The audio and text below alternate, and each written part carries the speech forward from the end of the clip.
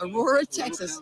Aurora, Texas. What's the guy's name? Ned, according to folklore, they found like this capsule, like what did they say it was cigar shaped? Yeah, like a cigar. UFO landed in.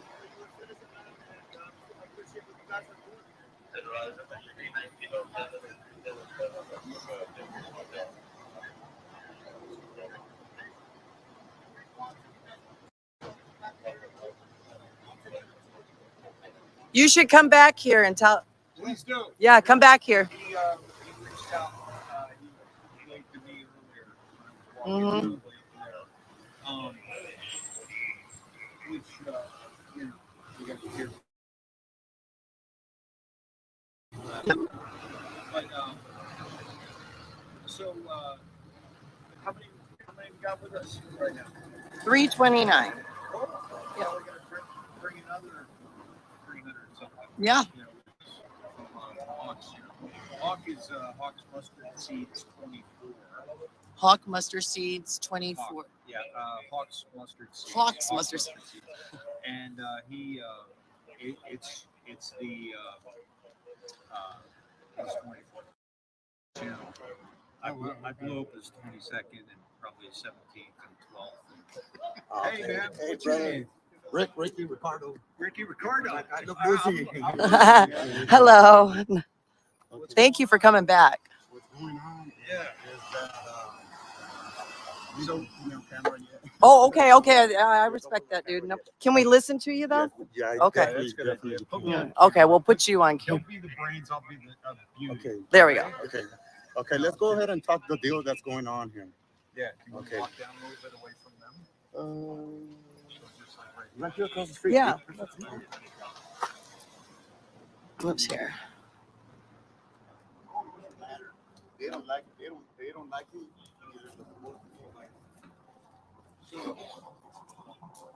So what's Yeah.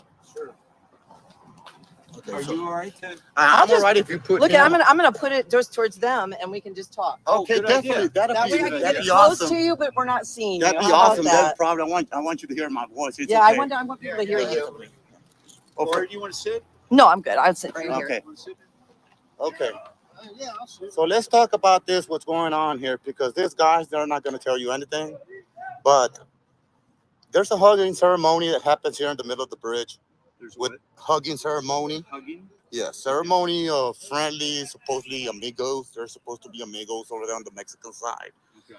I do have houses over there on the Mexican side, and I've been trying to get across over here under political asylum. I'm a U.S. citizen, but the government on Mexico has been threatening me because I documented. I recorded something, came out on Facebook from the first caravans, and said that they were about to release the migrants, and they were started releasing them just all around the city on the Mexican side, right there in Piedra Negra as well. After this happened, then I had problems with them because they sent somebody, the Mexican government sent a thief over to my house, so to see if I was gonna do something to that person. And luckily, I didn't hit him upside the head because I know there's no such thing as self-defense over on the Mexican side.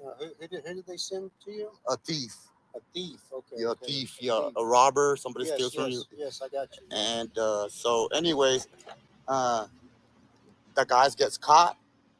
I get taken with him. Guess who's the one that ended up having to pay a fine, and threatened to be sent over to prison? Ricky Ricardo. Ricky Ricardo, the U.S. citizen. Just to let everybody know, so what we're doing is Dave ran into a lady by the name of Lori Arnold. She also has a YouTube page. And my internet came on. I got a hold of Dave to let him know that we could go back live. And she was right there. So we're just picking up where her stream is right now. They're interviewing a local there that's kind of giving an assessment as to what's going on there inside Eagle Pass. All right. So we're going to keep on with this. You're going to walk or you're not going to go by. Not till you pay that fee. or if they gather enough money, they'll just go ahead and let them buy it. This is the Mexican government This is the Mexican government on that side. on that side. On that taking side. These fees. That are Mexican taking this government. fees, this bribes, fees, whatever they want to call them. And so, anyways, so they start walking over here to this side. Even before they get to the border, they're already being escorted and they're already being told where to walk to and where to go through.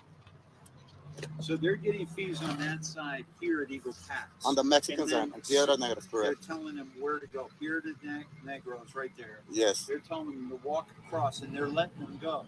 yes. And this was right before, and what I'm talking about was before. This was right before the Governor Abbott made the brilliant decision to bring in the National Guard. This happened before, right? So since he brought in the National Guard, has it been happening? Since he brought in the National Guard, it hasn't been as fluent. But they see that the governor comes out on TV and it's being publicized. So now they're going over there to Del Rio and El Paso area over there to be able to come across easier because they're not. Because they're stopping them here. Yeah, because they're stopping them here, correct? So what we came down for was to. I came down. I was part of a convoy, but I didn't come down until this morning. We had an event over at the Children's Cornerstone Children's Ranch. Correct. All right. So they wanted to go on private property because if we were here, there would be a problem maybe with the feds or with the state National Guard. Okay. So they did it on private property, but I think we wanted to come down and see what was really going on at Eagle Pass because Eagle Pass is kind of the whole thing is the razor wire, right? Mhm. That the feds said you got to take down the razor wire. But it really has nothing to do with the razor wire, right? Because if you pay somebody over there, do they send you through the legal channel or just across the illegal, basin? They'll send you through where they know that when I say we is the U.S. Yeah. To where the U.S. Where they know that the U.S. has National Guard or somebody to make sure they don't drown. Right here?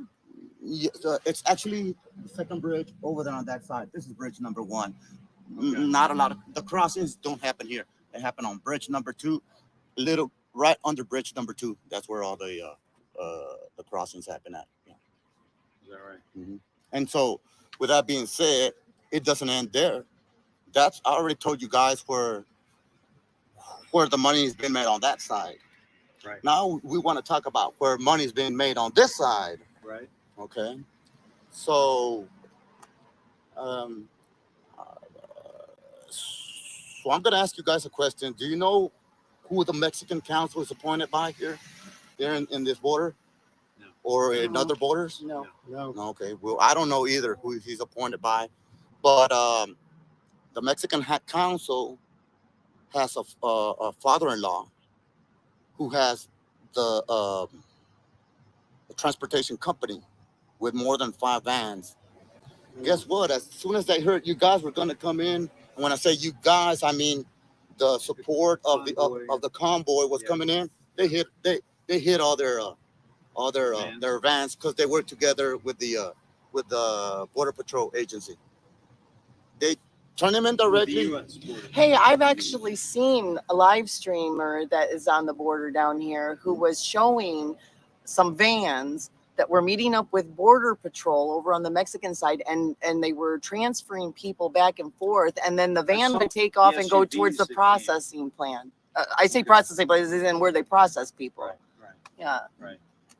And but I'll take you guys, and you can follow me in your car if you want to. And it's right here where the park is. It's right next to it's a couple of blocks over here, right next to the police station. I was in that channel that came off the thing that had a little water in it. Yes. Then it was that channel, and No, then they there don't. was a fence on the other side.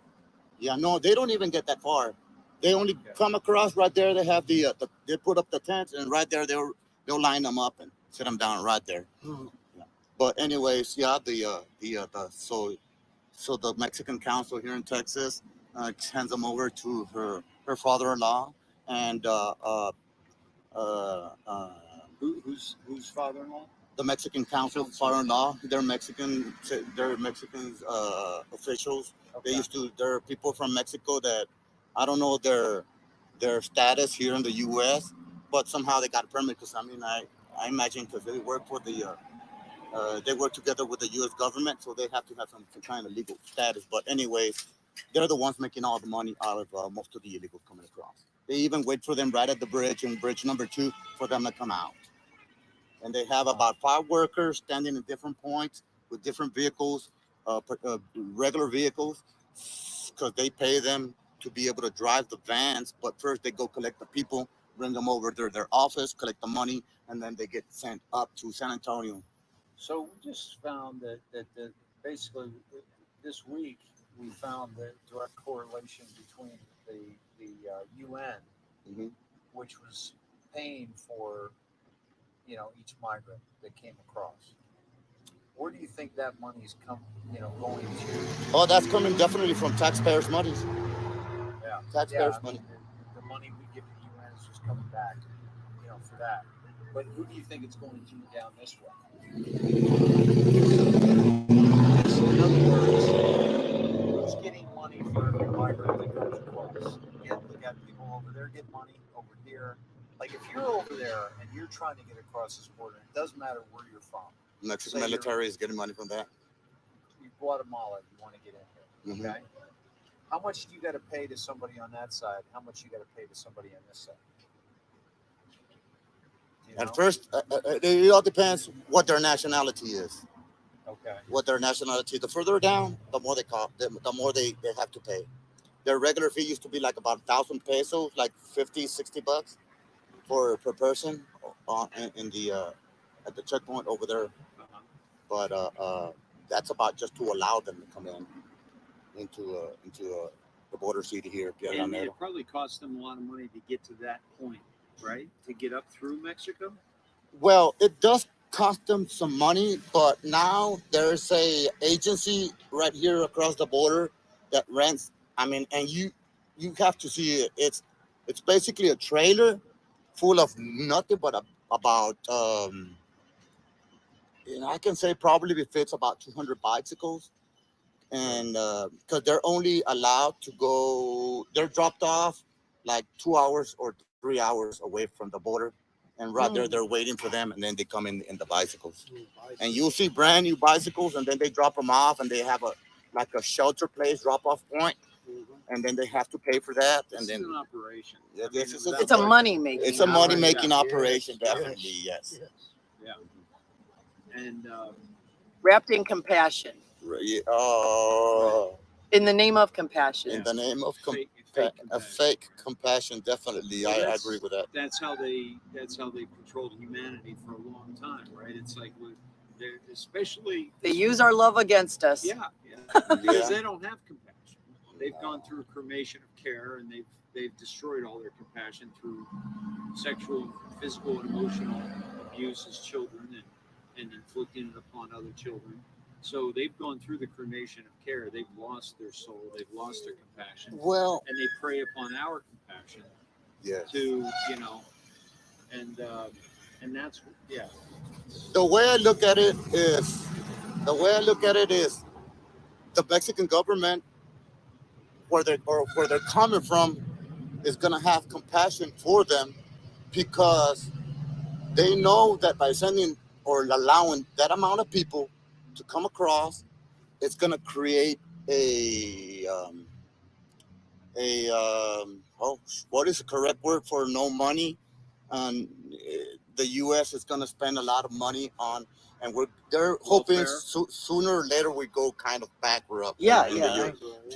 here in the U.S. And I mean, there's a plan. You got to look at everything behind it. There's a plan for which they're doing that. What a coincidence! Now they're building a military base over there on that side with for airplanes and helicopters, and they're already announcing it. It's Do you mind me asking? Ricardo. Yes. That was a Richard Yeah, Ricardo. Ricky Ricardo. Ricardo. Ricky Yeah. Ricardo. So you are from this area then? You are more local here. You said you own places over I- in In Cuba. No, Right? no, I'm not. No, I'm From not Cuba. from Cuba. No, no. I was actually born in Laredo, Texas. No, I mean, do you have places here in Texas too? Yeah, you said Yes, Laredo. I have two properties, and because I met a lady, a wonderful lady that can be able to stand me, and she's a great person too, and she knows how to cook good.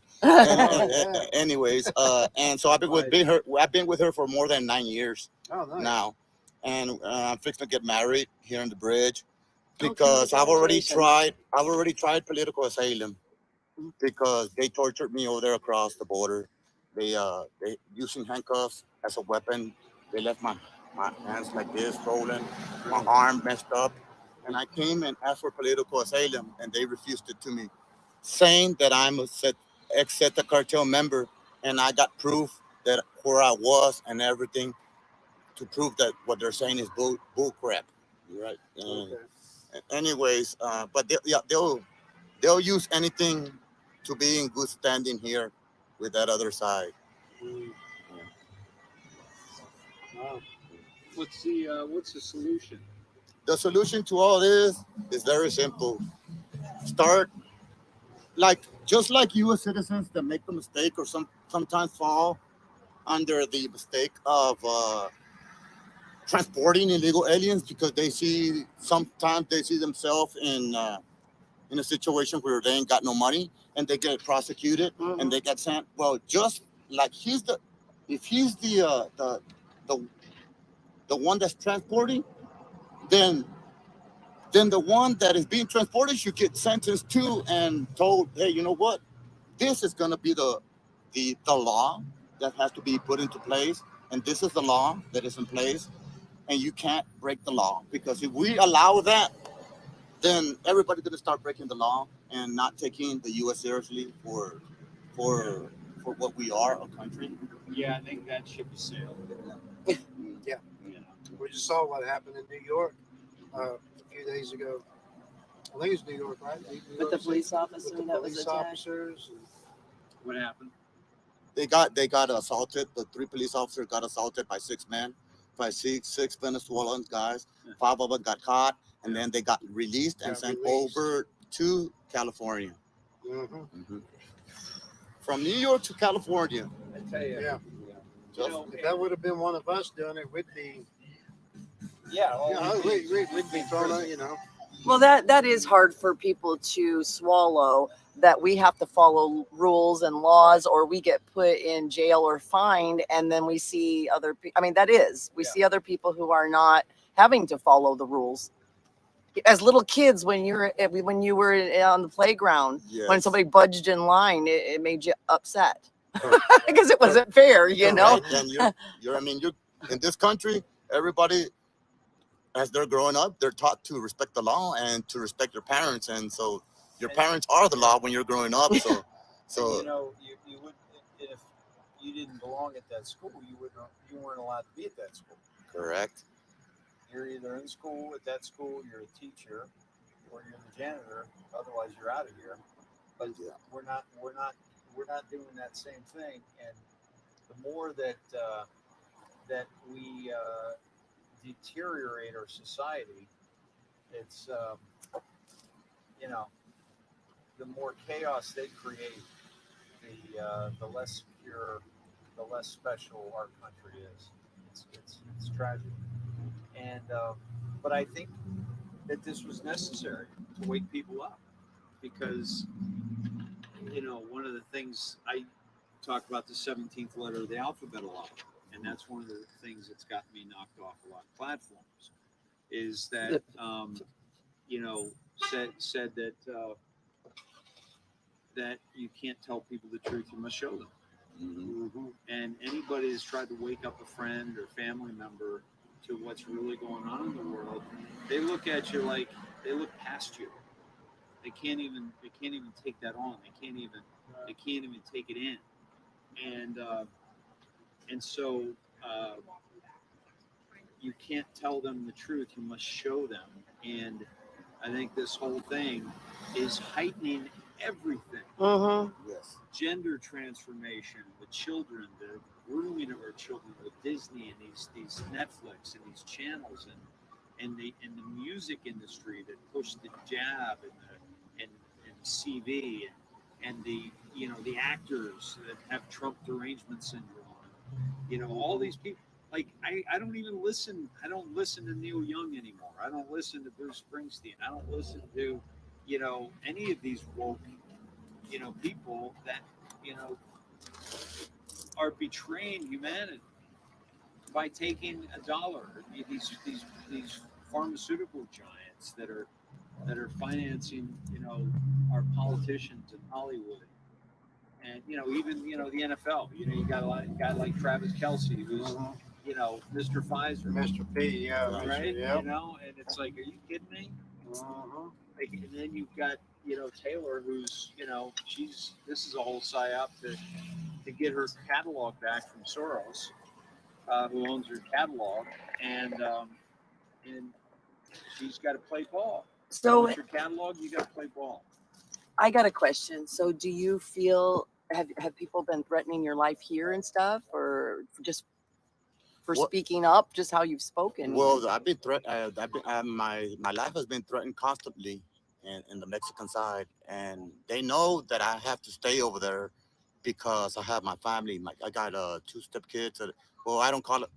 They're my stepkids, but they're not really my stepkids no more because they were young, like 13 and 15, when I brought them up, and so I taught them the right thing, how to work and everything. And so they know that I have to go across there, so they'll threaten me and they'll say, "Hey, you know what? If you try to speak up or say something to the human services, well, not the human services, the human rights over here in Mexico, then you're going to have problems with us." But I mean, they, as it is, they're not going to care to threaten a U.S. citizen because they are used to that. They're used to threatening people and even beat them up, slapping them around. They're the people from Mexico. I was just gonna Yeah, ask who they were. Yeah, gotcha. Yeah. Who are the people that are that? What is it that you're doing that's upsetting them the most? Oh, because I publicized during the first caravans that they started releasing the migrants from where they had them in a contained area, and that's what set it off. And Really? yeah, that's what set it off. Yeah, from the start. And Because they were putting on a show yeah, to let you know that nothing's happening, just like nothing's happening today because they know we're all down here this weekend. oh yeah. There's going to be a lot of people hiding from that make money out of all the migrants. Like I said right now, the Mexican Council's father-in-law, he already put, but with this being said, I mean, it's going to continue as long as keeps on, the President Biden keeps on saying, "Oh, come on, come over here. Yeah. You can get anything for free because you guys come first before anybody else." So what do you think's going to happen then between, basically, Abbott said to Biden, "Listen, you're not protecting our border, so under the Constitution, we have the right to protect the border." Mhm. And, which is, Article 1, Section 10, verse 3, which my buddy Hawk has said, that's 11.3, the start, which 17 talked about. And I came down here. I was a J6. I came down here because I kind of feel like this is the bookend of that, because we're here because what happened in the 2020 election, how it was stolen, and how now look what happens in the stolen election. And so I feel like this is the kind of the, at least the awakening for the masses to the difference between state and federal control. Are you seeing, since Abbott brought in the National Guard, are you saying there's less happening here and at this other bridge, and they're moving out to the Okay. outskirts more. So you guys see what I'm talking about, right? What's on the screen there? What I just put on there? Okay. Everything has more than one meaning. Everything has more than one meaning. How many times have I said this before? Everything has two minimum meanings. Okay. Hello, George. What does that mean? Okay. It's not just hello to the Hello George magazine. Okay. This is hello, George. And it's going to be revealed that he's still alive. And I'm telling you, when people find out, there's going to be an outrage from the people in the cities that were burnt down. Okay. And there's going to be an outrage towards BLM. Okay. But at the same time, there's going to be the biggest outrage inside the black community for the adults. Okay.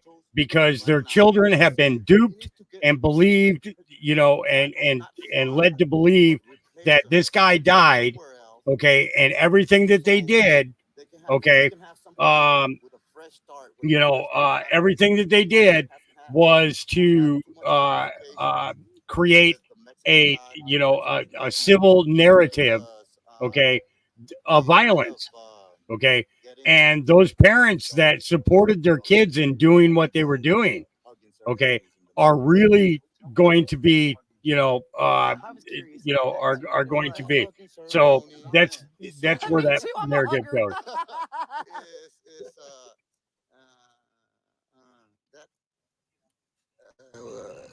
That hugging is just an agreement between. Okay, real quick, I can I'll rewind this a couple of seconds so that you can hear what they said. Okay. The border patrol and yes, they're definitely moving out to the outskirts. They know now that Texas is serious about not allowing people to just come in like that, because we don't want terrorists coming in or people just coming in just like that without us knowing who they are. But they're definitely going around Del Rio, but their favorite place right now is going to be El Paso, because they can basically walk across. I mean, it's not even knee deep over there. They can just walk across it. That's their favorite place right now. But in short, I just want to say something that can fix this problem. But Governor Abbott is already doing part of it. He just needs to do a little bit more. That a little bit more means getting rid of the sheriff that's right here, getting rid of the police department, the people that are the head honchos right now for this city. He needs to get not fire them, but replace them, send them somewhere else, so we can have somebody with a fresh start, with a fresh mentality, somebody that has had too much communication with the Mexican side, with the Mexican government, right? Because they kind of get into too much personal stuff with the Mexican government, having those hugging ceremonies in the middle of the bridge. Well, tell us about the hugging ceremony. Yeah, I was curious about that too. What it was. That hugging ceremony I'm in. is something. Me too. I'm a hugger.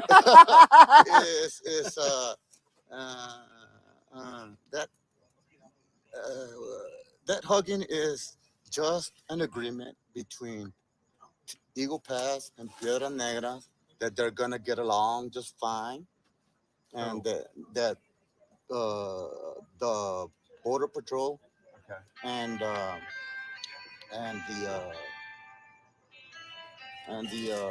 border nationals that are in the bridge on the Mexican side.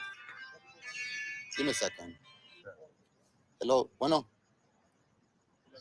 Ahorita te hablo, hija. Ahorita te hablo. That's my wife already checking on me. I'm in trouble. Nah, just kidding. Nah, she knows that I work hard anyway. But anyways, they have a hugging ceremony, but the reason I don't like that hugging ceremony is because I can't quote the exact year, but I think it was 2000 or 1999 when they had the Zetas cartel come in to the border city, and they were allowed in, but by the mayor that was there. Mm. And so after they saw, so they were buddies. Everybody was buddies with that cartel. And as soon as they saw, they started to lose a lot of ground. Uh, that their cops were not being respected, and that they couldn't work together no more. Then they separated from them, and now they want to make themselves look like, oh, we're legal people, we're respectful people, when in reality they were already working with the cartels. So that same person and that same person of national security that knows that very well comes the head of national security for the state of Coahuila, and right across the borders, that's the state of Coahuila, comes and does a hugging ceremony in the middle of the bridge. And they know that. The border patrols know that because they told me before because I told them, I confronted them, what the hell are you doing hugging in the middle with the cartels? They were like, The no. corruption's been going on a long time over there, hasn't it? Like long time. Corruption. Oh, corruption is Yeah, always gonna be it's- because this is Mexico's favorite phrase. It's the cartels. The cartel. But if you look behind the cartels, there's always a leader, Mm-hmm. and that leader is called the government. Mm-hmm. So, I mean, if you have a government that has over 40,000, that's just an example, 40, 50,000 soldiers, and you have a cartel that already has 1,500 soldiers, you know you can knock out that and get it out of the way. Well, and the cartel that you're speaking of in particular, the Zetas, Yeah. they're mostly, or they were founded by military, right? Well, this happened because the U.S. Or ex-military members, should I This say? happened because the U.S. made a mistake of sending Mexican soldiers to get trained in Israel by the U.S. and Mhm. Israelite and the Israel, and I think it was also the UN. And they come back, and that same training they used it to be able to get away Mm-hmm. from the military and form their lines of cartels. That's what's happening here in the U.S. Mhm. What's going on in New York is they're going into gangs based on where they're from and Mm-hmm. the language they could speak, and so they're starting to form gangs. Mm-hmm. And this is the problem. What's going on now is that they're, you've got El Salvador's MS-13, but that continues. But you've got all these different countries represented that people are now getting together supposedly. But we know what's happening here in the U.S. But the main point is this: we know we all, women, men, we grow old. We get to a certain age to where we can no longer do several stuff, and because there's even hospitals for people with amnesia or dementia Mhm. and stuff like that to be able to put them in because they can't look out for themselves. Yeah. Now we have a president that forgets We can't look the out for policies of what he said 2-3 years ago, and he constantly forgets about a lot of stuff. How is he going to help us protect the United States against anybody? Mhm. I think he's meant to wake us up. I think I don't know. he should leave it at that. Be respected. He was a president here in the U.S. Lay it down. Let somebody else lead, because obviously he can't lead because of his health. He's leading us all right. He's leading us right off a cliff. He's leading us into a cliff. But And I think it's intentional. yeah, it is definitely intentional because he wants all the votes. He wants the votes of all the people that are coming in. Yeah, I've ran across people already, and the first thing they told me, oh, Biden said that we were going to get this. Biden said we were going to get that. So where's this place? Where's the shelter? And where's is the food pantries and all the stuff here? Even before they get here, they're already asking, where is the Health and Human Services Department? Because they're already trained before they get Yeah, here. they were advised about what Let to me do. ask you about something. We went out today and we went looking just down in different places here just to get a better view of the river and border and stuff. Let me go grab it. We found cards. No, I'm good. I'm really good. I like to kind of hop a squat kind of thing. But no, I'll wait till he goes by. We found cash cards and all kinds of stuff, but I found this coordinates. We found it in a wallet. It might be a phone number for somebody. Could it be? that might be a smuggler? You never know. It looks like coordinates. Yes, it might be a smuggler. 9795095. He's probably given something to contact that person. 1756. Samuel Funnel. Joseph, was that Joseph Benigno? Yeah, I don't know. I'll show it on here too. But What is that? then we On found we found these these too. are used to Can put I? money. Here, this These is are That's what used it to looks put like money, GPS coordinates. and those Yeah, are yeah. used. Those are coordinates. Is what those are. Those are used to load money in them. And this is what's it called? A pharmacy, Check that out, Hawk. and that's a bank. That's what we found. we earlier found today. coordinates out there by the border. Yeah, and that's a Who bank. can tell me what those coordinates are, guys? Can you Does anybody can you know? let us know? Yeah, let us know And, what those coordinates are. Can I see that one? Yeah, this is a card. And you said one of those was a healthcare card or That's Or- a pharmacy a card. pharmacy card. This one. Okay. The Yeah. one that just went by is a It pharmacy says card. Club of Benefits. That's what Okay, it says there. All right, let me put that What's one the other back. one? And that one is a See, bank that's the card. Club of Benefits. That says Banco Yeah, Bank Atlantis. Yeah. Did you guys see if there's anything on this? Because I'm hungry. No, I didn't. I was thinking about it though. I was hungry Maybe too. something left.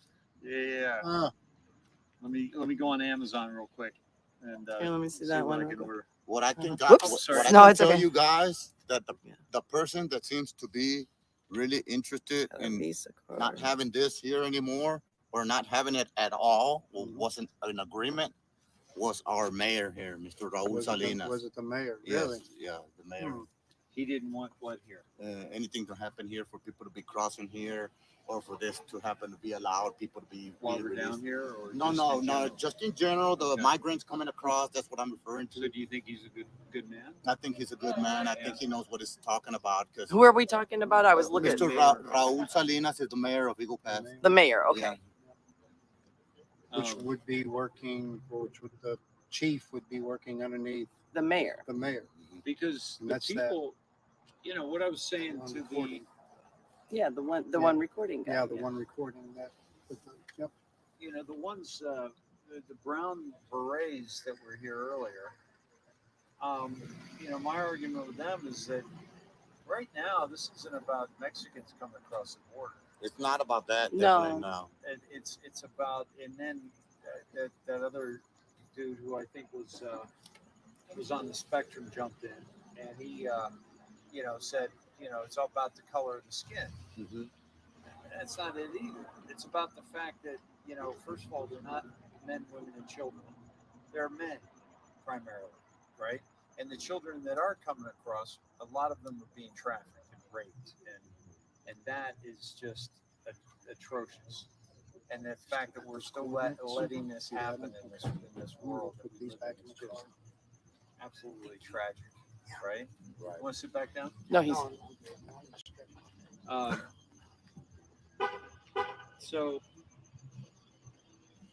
this is crazy, man. So how are you getting the word out? How are you fighting this? Because we're Yeah. doing our show. We're and we've put our own names on it too. Uh-huh. By the way, like a lot of people hide behind different monikers, but we've used our own name and faces and homes and hearts and souls, and we've reached out and tried to make a difference, and I know that we have. are you doing? Because for me, I was eaten up inside when I knew all these things I knew, and And nobody, wasn't yeah, there was sharing no it. way to, Yeah, tell I wasn't. Well, in and out. let me put it to you this way: if the mayor, who is a mayor, knows a lot and he can't do anything about it, much less a regular citizen.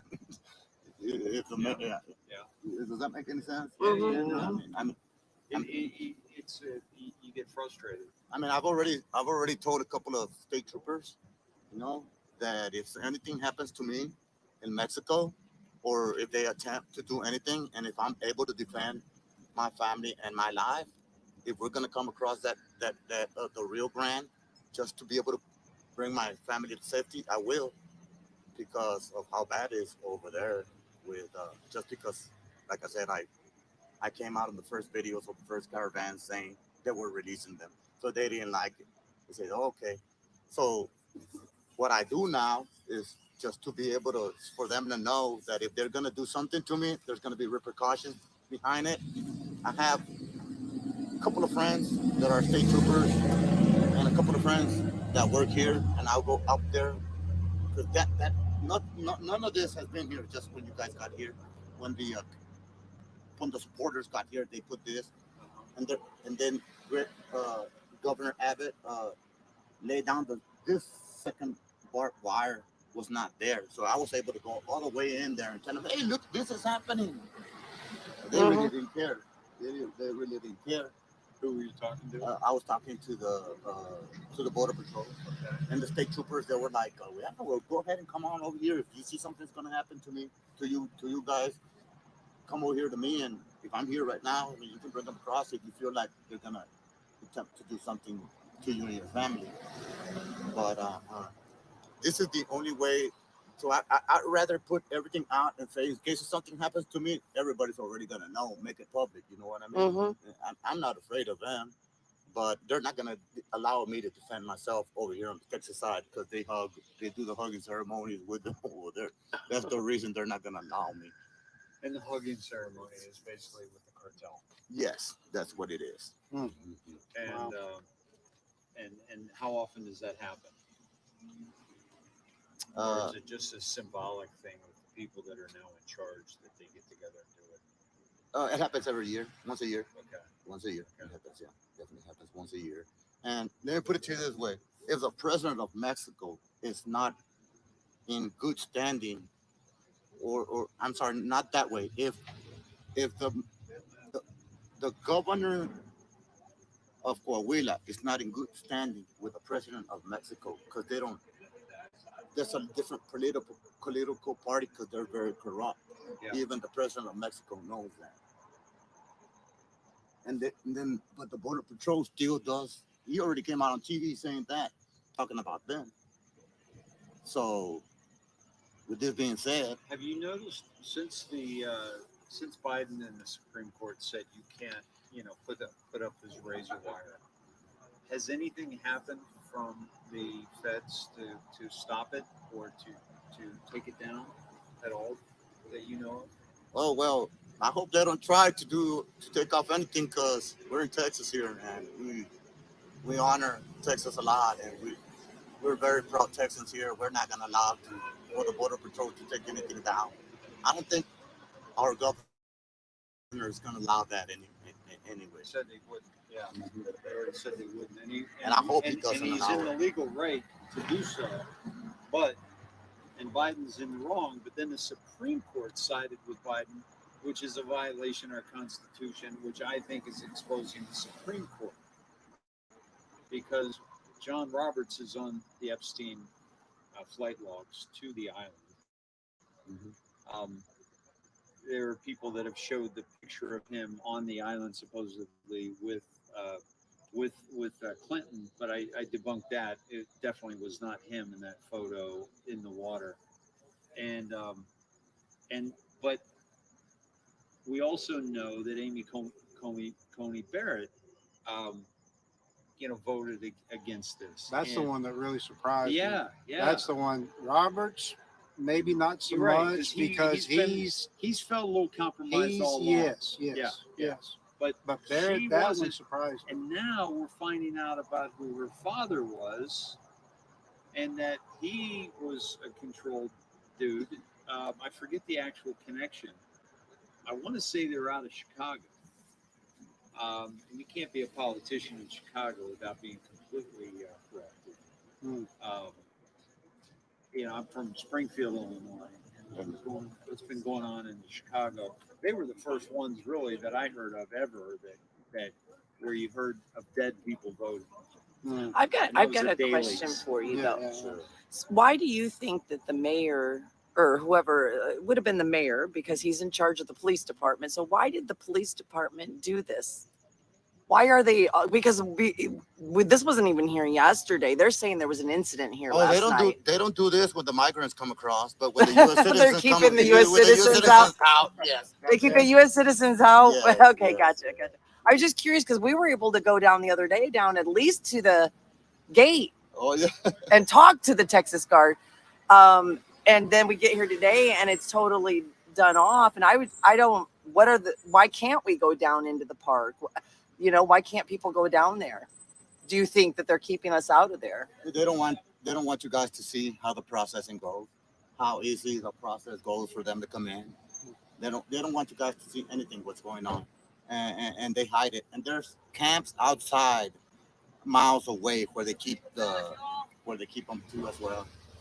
They this morning they claimed it was an incident, right? Was the reason for this? Yes, there was some kind of Some incident. sort of incident last night. That's me. Oh, that's you? Oh, nice. Yeah. Really? Let me see. I was trying to show you There we guys go. a picture Got it. of. Where's he at? Let me see. Well, yeah. That's mine. It's getting a little chillier out here, isn't it? That's what I was getting ready to That's throw. my church member. He's the ex-director for the National Guard for South Texas. Yep. And right away, he's one of the first person I told about what happened to me. And now you guys know about that in case something happens to me. Yeah. That's the Mr. Morris segment. Wait, Yeah. Can I show you? Grab That's something, the yeah. ex-director You for the need National anything? Guard. No, I don't Okay. think so. I think You're I'm okay good? with my. What's his name? Mr. Morris segment. Morris Hickman. Yes. Okay. And he's He's a good dude, or he's a you're good not- person. you're not sure. He's a good person. Him and I went to the same church.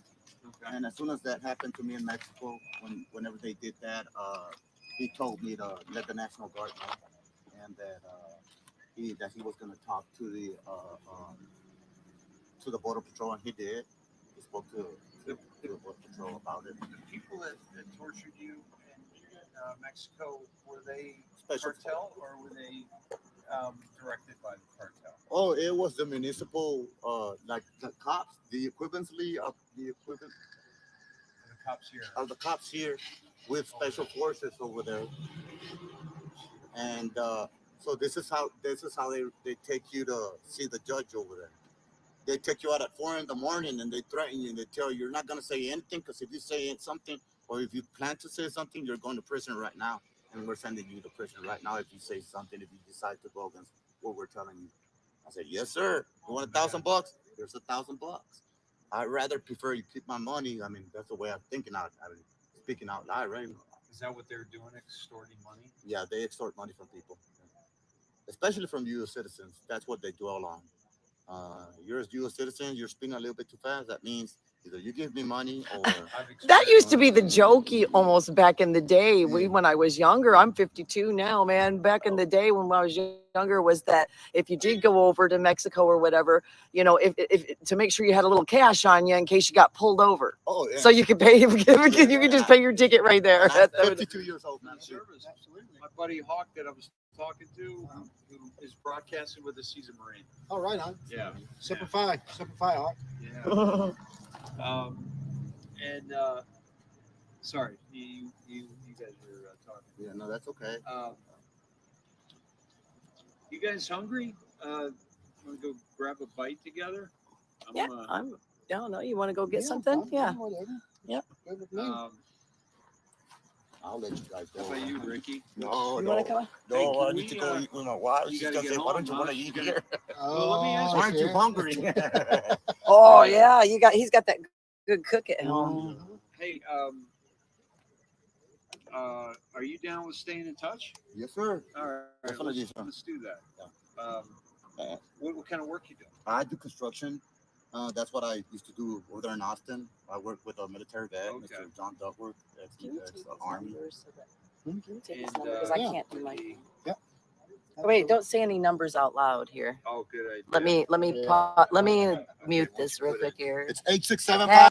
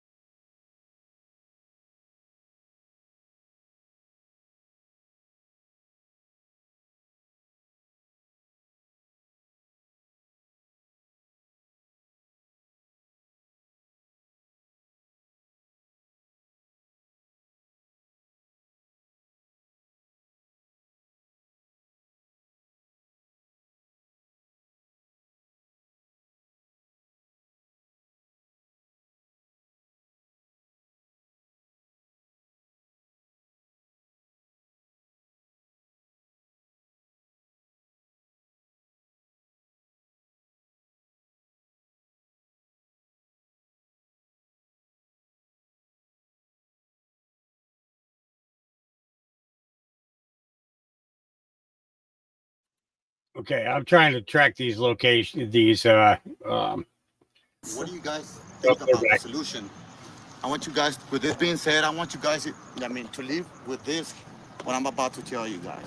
For this to be fixed, there's Governor Abbott has to change, start from the police department, the sheriff department, all the people that were here, and he has to put different people in office here so everything can change. Because they're already Compromised. compromised or filtered, or if that's the correct word. Yeah. So no, so the government of Mexico cannot deal with anybody of the people they used to know. They have to have a fresh start from the start, and And Mexico's not going to do it. They're not Me- going to do it on that side. they're not gonna do it. No, Yeah. they're not. Well, they're not gonna do it because we all know that the U.S. knows that Mexico's ally is who?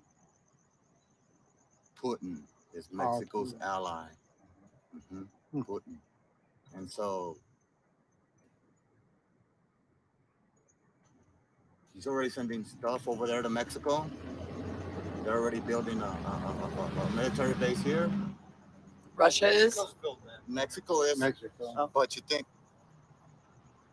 Gotcha. somebody doesn't have money to give out to Mexico? Yep. hmm To be able to put anything they want to here in front of us now? Is it safe around here? Eagle Pass is very safe. Yes. Yeah. Yes. Even with all the migrants coming over. Oh, yes, because we're Yeah. well protected by right now we're well protected with a whole bunch of police officers and sheriffs I think we should also thank the governor of Florida for sending out his state troopers and for the National Guard coming out here. We saw Florida Yeah, we saw. wildlife and Brown yeah, and something. Oh, What's that? fish and wildlife or whatever. We've Over seen here? quite a few Florida? quite a few Like vehicles Florida? coming in and out. Yeah. That'd be like our game wardens, you know? Okay. Yeah. Seen the Florida State Troopers as well. Yeah. Florida State Troopers. Yep. Are you giving numbers again? I don't think so.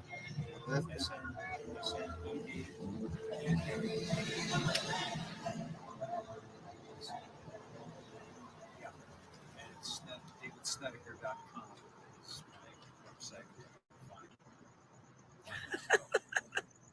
Sorry, somebody said something funny. What's that? Somebody said something funny in chat. They said, Lori, run past the police line. I haven't seen a demon get chased by a good guy in a while. You gotta give your audience what they want. I know. Come on, Well, you You give gotta them laugh what at they it. want. So, yeah, a while ago, I don't know if you guys saw, there were already migrants being released over there. What? Was it really? Yeah, Where? they were already walking over there towards the shelter.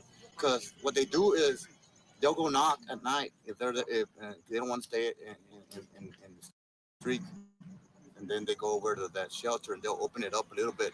And right now they're doing everything very sneaky. What there. shelter? Right. It's called Border Hope. Border Hope? Yes. Okay. And it's right there, like I said. If you do the dead end, you hit the bridge, you go all the way up, and you get to the second light. You take a right, and you go one, and then you go half a block. On the right hand side, you'll see an money exchange place. Mm-hmm. Right behind it, you'll Okay. see the gate open and close. Mm. And Wow. Okay. Is that where I saw you and we waved? no, you saw me over here. No, it was over. I went to the other side of the bridge, and I was walking back on this main road. Was that you? Yeah. Yeah, that I said, hey. Yeah. We were I like said peace. Yes. I said, Yeah. he looks like a supporter. I said, I want to talk to him, so I didn't turn around. I wasn't expecting that being you. I didn't remember you off the top. You know what I mean? Oh yeah. Somebody said they have a giant camp by the river right beside the casino. You have to see it with a drone or you have to walk down to the water. Well, you can pull up the casinos on GPS Yeah. Mm-hmm. right away. Yeah. That was just something, I don't know if Yeah. it's By true the or way, not. go- That's just go something take a somebody look was at the saying. casinos. They're awesome. The Kickapoo, right? Yeah, the Kickapoos. Yeah, Kickapoo. it's not like the ones in Louisiana where you Mhm. sit down and they'll give you free beer and stuff Right. like that. Right. Yeah. No, they only give you Lucky they only give Eagle you soda. Casino. Is that where they're saying that there's a? They didn't say a name. Is there more than one big casino around here? I think there's just That's the that's one. the only one. Just the one that'd Yeah. be the Kickapoo. That would Well, be that's by right the on river there. That's right on the river. Mm-hmm. And this was just somebody, like I said, again in I chat, went so to I that don't know. casino probably 10, 12 years ago. Probably it wasn't. It was big, but I heard it's a lot bigger now. I've That's heard. another 20 minutes. Hey, just so you know, the other day I was over there because my wife, I have to take her out. It's my family anyways. I mean, even if I'm afraid of the cops over there, because they can defend themselves, not me. You know what I mean? Mhm. If you know what I mean. Yeah. But I went out there and he knows I don't like what they're doing. The Mexican council's husband knows that I don't like what they're doing because they're always over there rubbing shoulders with the officials in Mexico. They have what they call a little a place here on the Mexican side that you can go to eat and stuff like that. They have like little shops there, like an attraction area, and they had like a little party going on. And I wasn't expecting to see the Mexican council's husband there. He sent one of the police officers from Mexico to stand next to me because I have my bag it looks like a bag, but it's a what's it called, Backpack? like a military Oh, that you hang it. Mm-hmm. Yeah. And they, Dog tags? yeah, he knows I don't like them. No, like a kit. Yeah. Like a kit, yeah, like a that you kit, put a yeah. whole bunch of stuff in Yeah, it. kit. Yeah. Yeah, Okay. like he sent Like a carrier. Yeah, Like he's a carrier. like a carrier, Yep. correct. He sent a Mexican official cop to be able to look like this. Like I was in record to be able to look like this to see if I really had a gun. See if you had anything a on gun you. or something. Yeah. Yeah, because he knows that I don't like them for what they do, for what they represent. mhm. They're only here to mess over us. That's what they're here. That Mexican council. That's the first one that has to go. That Governor Abbott has to do. So you're saying go ahead. Well, I was just wondering how is that character hired or placed or whatever? Is that? I don't know how he's paid. I don't I know. mean, is that? So that's the consul. You're saying consul, not council. Consul, CONSUL, the embassy. Yes. So the Mexican consulate. Oh, Yes, consulate. consulate. Yeah, Consulate. the Consulate. The Okay. consulate, Yeah, okay. because I was like, what's the Yeah, Mexican? Mexican- council? I was That's what wondering I'm sorry, too. I was Okay. kind of getting away. Consulate It's too. the consul. Consulate. Consulate. Gotcha. Okay. So, Okay. so that's the U.S. or it's He's it's appointed- Mexico appointing for the U.S. U.S. So in other words, they're making money on that side, and then they come and collect over here. Just everywhere. Yep. So Hawks got those coordinates show up for Matamoros, Reynosa, McAllen. That'd Is be this down in the Texas, valley. Hawk? Is this Texas? Yeah, that- that's Texas. That's yeah. down in the Okay. valley. Allen, that's the Mexican side, and that's the Texas side. They have family over there on the Texas side. Here, you want to show it on there? So my guess is that they had to get to those coordinates to come over, No, and that's no. I'm thinking that's where they go once they get here, Once they right? get here. no, No? no. Okay. From here, they go to San Antonio, straight to the shelter. They have a shelter like right across the street from the Greyhound in San Antonio. There's like a type of a shelter where they receive. I don't know if it's Okay. still there, but it's like basically right there. Like, I seriously. wonder if that was possibly like those No, they coordinates don't go- may have been like a getaway or something. Was this the Mexico No, that- side? They don't go through there. They go through the inner Mexico, and then they come around because they circle Tamaulipas, which is where the state where the cartels, the Gulf cartel, and the side branch of the Zetas cartel is Mhm. fighting each other. They go around that and they come over here because they know it's militarized here on that other side in Mexico, and then they go around so they don't end up getting killed like the back in what is it 2012 2013 somewhere around there. They had like 37 or 47 migrants that got killed and put in graves, and they found them in graves and stuff. Oh, like a mass grave. Yeah, like I never heard of that, like though. what Saddam We don't Hussein hear did. about What that. was that Saddam Hussein was doing that, wasn't he? Yeah, having- like mass graves. Yeah, like mass graves. Mass graves. Well, yeah, a lot Well, of that yeah, I that think happens that's a what lot of they were places. saying he was doing, but Yeah. they also said he had weapons of mass Well, destruction. yeah, They, right, They right. wanted to install Rothschild Yeah. Central Bank is basically what they wanted to do. If your comments are being deleted, it's because YouTube deletes comments on its own. I don't know why. They censor our chats, and it's not anything I'm doing or my mods are doing. My mods are only here to take people out if they are really out of line and just really, really being really out there. Wait a minute, You're allowed to, censoring? yeah, YouTube will Oh, censor you must if be you, a conspiracy theorist. like I've done it. I put comments down and they don't show up, and the person never took my comments out. No mod came and took them out. Oh no, YouTube took them out and never let them even go in there. Yeah, so just so you guys know, try to reword something. There, YouTube has its own little algorithms that it censors stuff. Stop it a little bit. Oh, okay, yep. Hold on a second.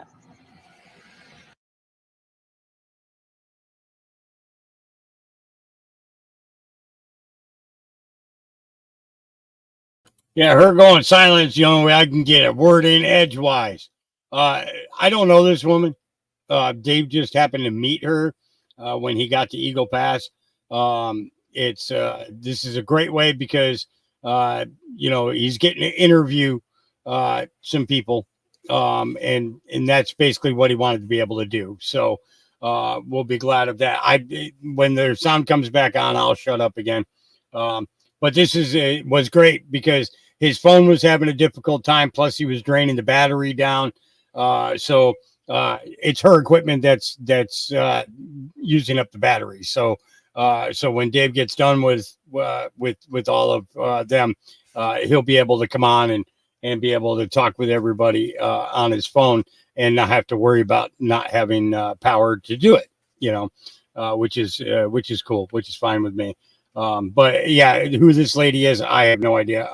I've never seen her channel or anything, so I don't really know. And I've seen the chat going on surrounding her in the YouTube chat, which is giving us some pretty hearty information about her. And believe me, the reason that I'm streaming this still is because it's for Dave. So if it wasn't for that case, I wouldn't even be doing this. So we'd be on to other things at this point.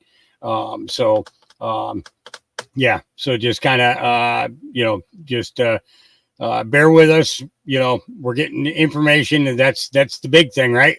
Is finding out information, and getting a perspective from somebody who lives right there in that town, that sees sees what goes on there at the border regularly, understands the culture from the Mexican side as well, which gives us even more information. This bridge hugathon that goes on, or hug ceremony, is kind of interesting to be able to follow up on and get a lot more information in regards to, because this is this is going to be. Guys, let me go back here. So I muted you, and I know people get upset when you mute them. I just wanted to let you know I muted you because he wanted to say some things to us that he felt would put his life in danger. So I respected that. Okay. So anyway, he's talking to them about some stuff, and he didn't really want to share too much more. So anyway, I just met both of these gentlemen. What was it, Dave? I don't know Dave. And the gentleman that stopped us, he's somebody here that lives here, and his soon-to-be wife, he's getting married, lives in Mexico across the border. So that's what all he was talking about, and he didn't really want to be on camera, so we just faced it a different way. And I think we're gonna go get something to eat. There's really not too much going on down here. There were the brown hat, what they call the brown hat brigade, I believe, that were down here for a very short period of time. And it's pretty quiet. Every once in a while you see a car go by that, people look like they're just kind of looking around, but that's all. So I hope that, and again, these are just, I like to come down here and interview people. I like to talk to people, to see, I've talked to people who have totally different views. And so it's nice to be able to come down and just see what people, especially people from this area, it's nice to see what they have to say about what's going on in Eagle Pass.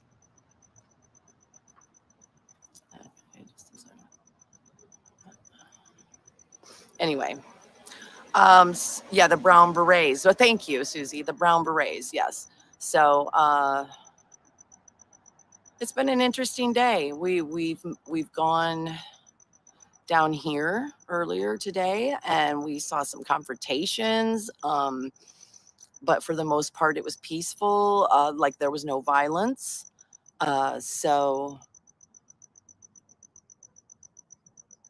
that is good. I'm really happy about that. Really, really happy about that. And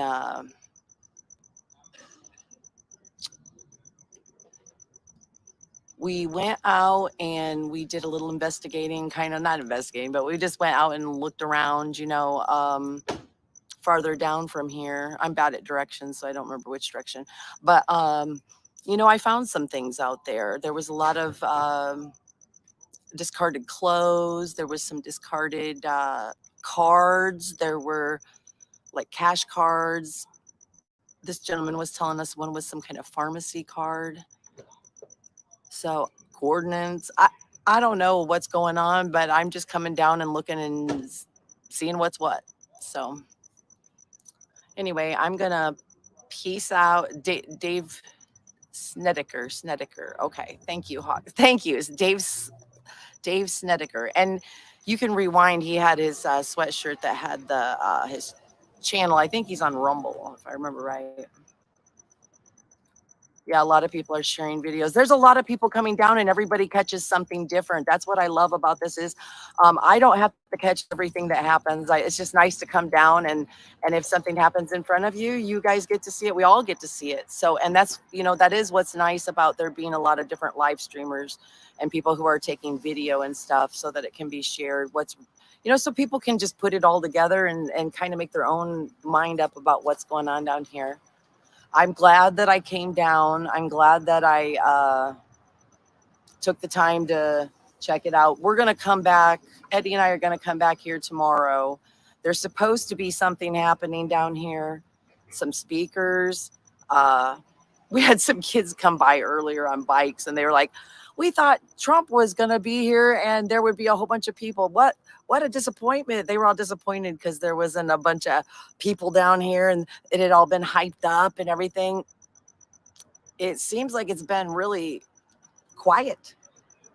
It doesn't seem like there's been a lot of people all upset at each other and everything. A few times probably that I saw, but that's my take on it. The governors. Yes, the governors are coming. Yes, thank you, Annie. So we're going to try to come down here tomorrow and see what happens tomorrow.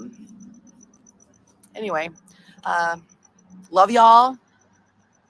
Always use your voice. I like to go around and collect all these voices. I love it when people will talk to me and share their voice, even if I don't even agree with their opinion. It's nice to hear the voice and for people to speak up. So I feel like I accomplished my little mission, was to talk to people and to thank you so much for talking to us. To come down and just try to show you guys an honest accounting of who's here, what's happening. And as my good friend Barry says, it's a dark world, be a light. And I always say, use your voice. Peace out.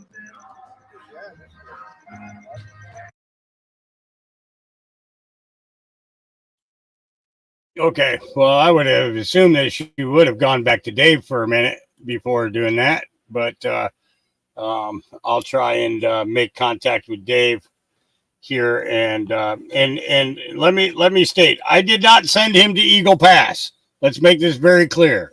I did not send him to Eagle Pass. I don't send Dave anywhere. Dave goes where Dave goes, and he meets who he meets, and he has conversations with who he wants.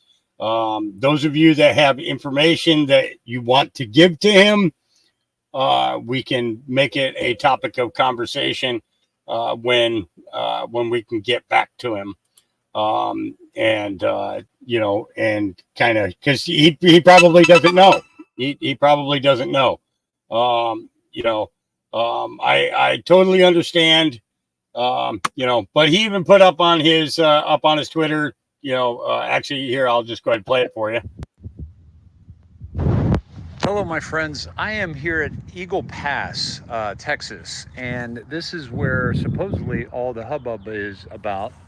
And there's the border. There's the bridge that crosses the border. I've already been on the other side of that, and there was no razor wire, and there was a police officer that was blocking off the street that goes into the town, and there were no National Guard and no feds. This is some razor wire. This is the first I've encountered. And it's on this side. I could easily, get around that or just walk down there and get right over there. But the razor wire is over on the other side on those containers, which is kind of ridiculous because this is a legal pass through, okay? Why would you go to the legal pass through and then walk across right next to where all the authorities are? Doesn't make any sense whatsoever. And then, of course, there's part of the wall. Hello, my friend. So, but you got to understand, this is how you find out, what's going on down there at the border. This is how you find out, and,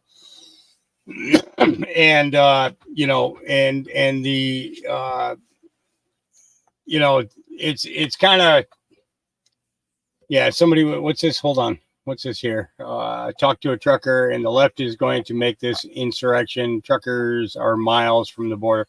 Yeah. It's that. Well, the convoy is as you will see on my earlier podcast here on Dave's channel, was at the Cornerstone Children's Ranch, about 20 miles away from there, farther up the border.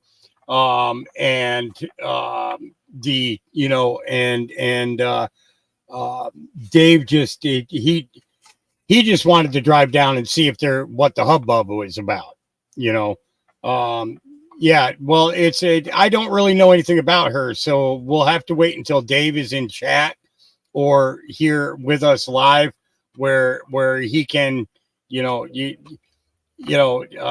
think he made the decision spur of the moment, and had a conversation, because it was available. And the thing is even though that woman was there and they got to have that conversation, the important thing is he got to talk to a local who was able to give us a whole bunch of information about what's going on, particularly in that little town. You know what I mean? So that's basically, where my viewpoint is. It was that he wanted to show everybody what was going on down there. I guess he did, or showed us what isn't going on down there. And then that the gentleman that they interviewed, because he met up with another podcaster down there. The fact is we were able to stream her channel with Dave there, and even though she was asking questions, Dave was asking questions too. And that's the important thing, right? So that's as far as I'm concerned, that's the good that came out of this. Okay. And this is the thing is that, periodically in this lifetime of podcasting, I'm going to end up running into people that you guys have maybe seen or heard, and I've never heard of. Okay. And I might be listening to them, but I will listen to your opinions. Okay. I will listen to your opinions. But at the same time, on a fly like this, on the spur of a moment, that was a bonus. Okay. Because he would have been trying to do it with his phone. You heard how the wind was when they were faced in a certain direction, and Dave would have been walking around and having that wind and everything else. And instead you guys got a good quality interview there. And to me, that's kind of, I guess, what the outcome, the important thing was, at this point. Right. Okay. And I'm not saying that to be an ass or anything like that, but it's, sometimes you can't expect perfection, and know, the good and the bad of people, until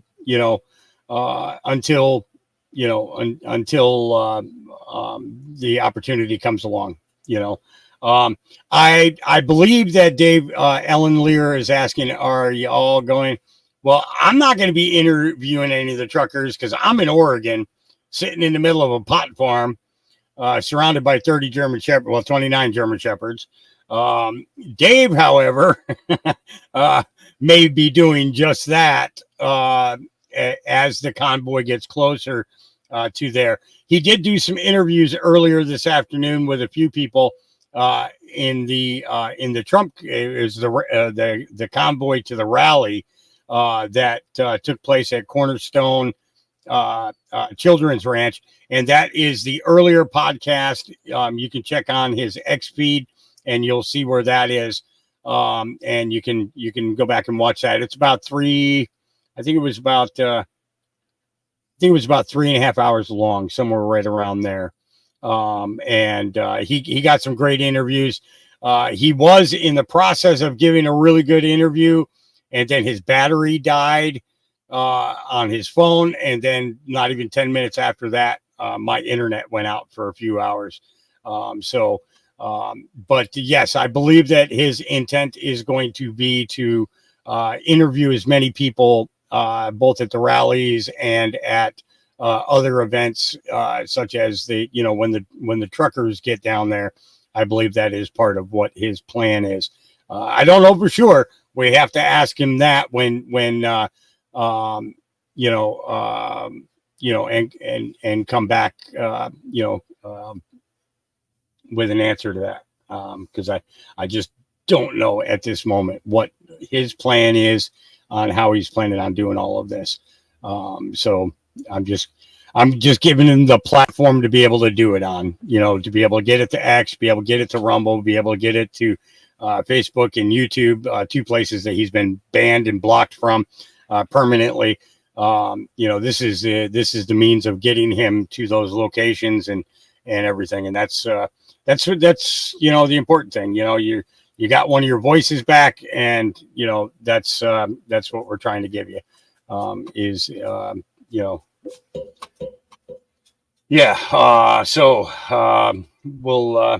let me see if I can get a hold of him on the phone here.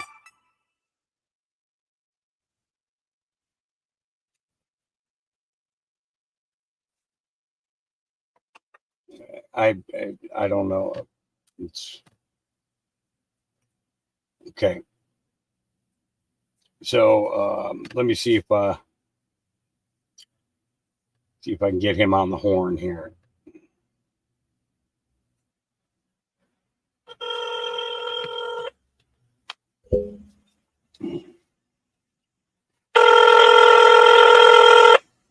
Ganja brownies. That sounds really good right now too.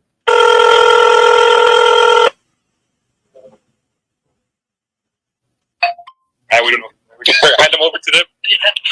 What do you see them do? Hey, what's going on? Take them somewhere on this side, not on the other. I don't know where. We contact Border Patrol. Yeah. Interesting. Hey, Hawk, just Hey. talking to the police officers that were across from us. Okay. Oh, the ones that were across the street? What do you? Yeah. Okay. Well, say hi to everybody. What are you doing? Because What do they you got want going? to know if you're coming back to us. Hey or not. guys. You know what? Let me. We're gonna go grab a bite to eat. Why don't I talk to you on the way over in the car? But why don't you can they hear me now? Yeah, I got you up to the microphone. Okay, so let me put you on speaker for this conversation. This is interesting. I'm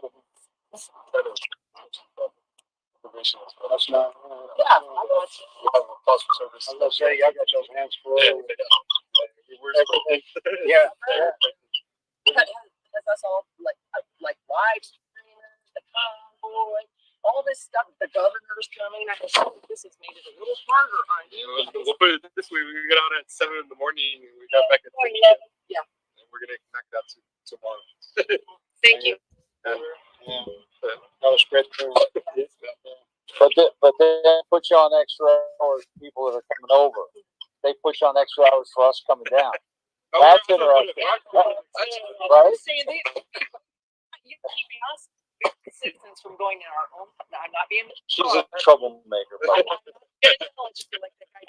the truth is when you look at it from our perspective, we are American citizens on our soil, and we can't go into the public park that we own. Yep. And the police will arrest us and put us in jail if we try to. They have to catch. But the illegals can come over, and they're welcomed, and they're Yeah. free stuff.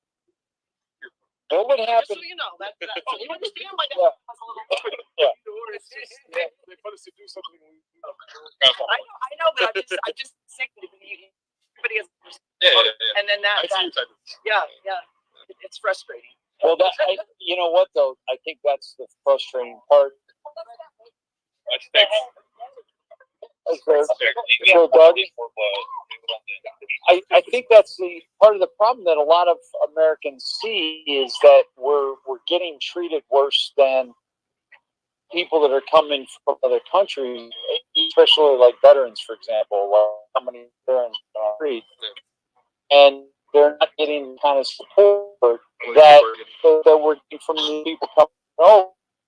And then we find out that the money comes to the UN for illegal, and it's maddening.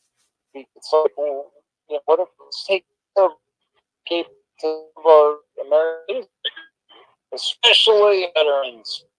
Right? Yeah. Well, they're counting on that, right? They're counting on, you know, that's training is to follow orders. Also, the military has to follow orders and not question. It's crazy. So I think that's the kind of the, you know, the Americans are seeing that and they're like, it's too much. It's just too much. Well, gentlemen, thanks for talking to us about this. It's not an easy thing for you to do. I mean, what's it like having that? What's it like to follow orders? Yes, but no face, no name, no anything. That's why I have it down here. Yeah. Here, hold on.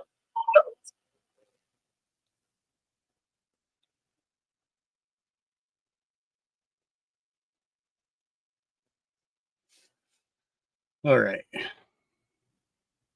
So I have to agree with Pat. I'm going to require at least 3 corners of that brownie pan. She can have or he can have the fourth one. But I want the other 3. It will be fine. Don't worry. He's a very wise man. And believe me, when he gets into chat and sees your comments and everything else, and you guys start talking to him about, Hey guys. yep, you there? Yeah. Hey, buddy. Okay. Hey guys. So yeah, go ahead. So you're gonna jump in your car and drive over to the restaurant? Yeah. Okay. So we can talk. Okay, and you're gonna be by yourself? Yeah. Okay. All right. Yeah. Okay. Yeah. Yeah. Why And don't I you? am now. Okay. I'm private now. Okay. There's I would say about 2/3 of the chat are telling me to tell you to get away from that woman. Oh, really? Yep. She went to the January 6th thing that goes on outside the gulag there and went off on Ashley Babbitt's mom and Lady Sapphire. Are you serious? Very serious. Very serious. And these are coming both from your ex followers, your Facebook followers, and the YouTube followers. Wow. Yeah. Wow. Yeah, I wish you could see the chat right now. Because let me tell you, they've had many things to say. That she was a very big disruption for the last convoy, and actually caused some big drama with a bunch of the drivers and stuff. And yeah, your people, and these are Wait a minute. these are your sned heads that are saying this. Not these aren't mustard seeds. These are sned heads saying she's a user. You need to get away from her as quickly as possible. Gene Pellatori says, yes, stay away from her, Dave. So there was somebody who was going off on X recently about the grifters. Did a video that I actually commented on and said she's a what? She doesn't. She's basically. I said that she's unhinged, and I basically said that she is got a. Hold on.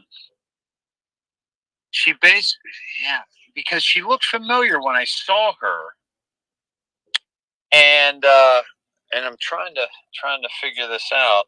but are we still live? Yeah, they're listening. Your listeners wanted to hear this, so yeah. And I just told them, I says, sometimes opportunity knocks, and the good thing that came out of this was you had the opportunity to interview somebody, and have good audio quality without a problem, and you weren't draining your battery either, but at the same time, these people, your people, Gypsy Lizzie, all of them, Crazy Cajun Lady, it's wow, Dave, I can't even name them all.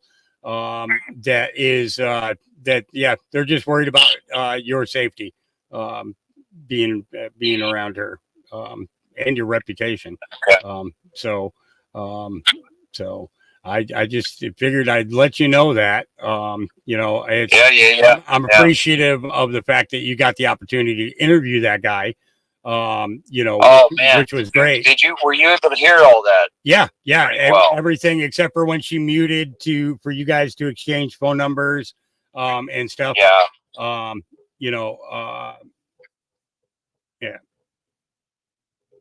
Yeah. Hold on.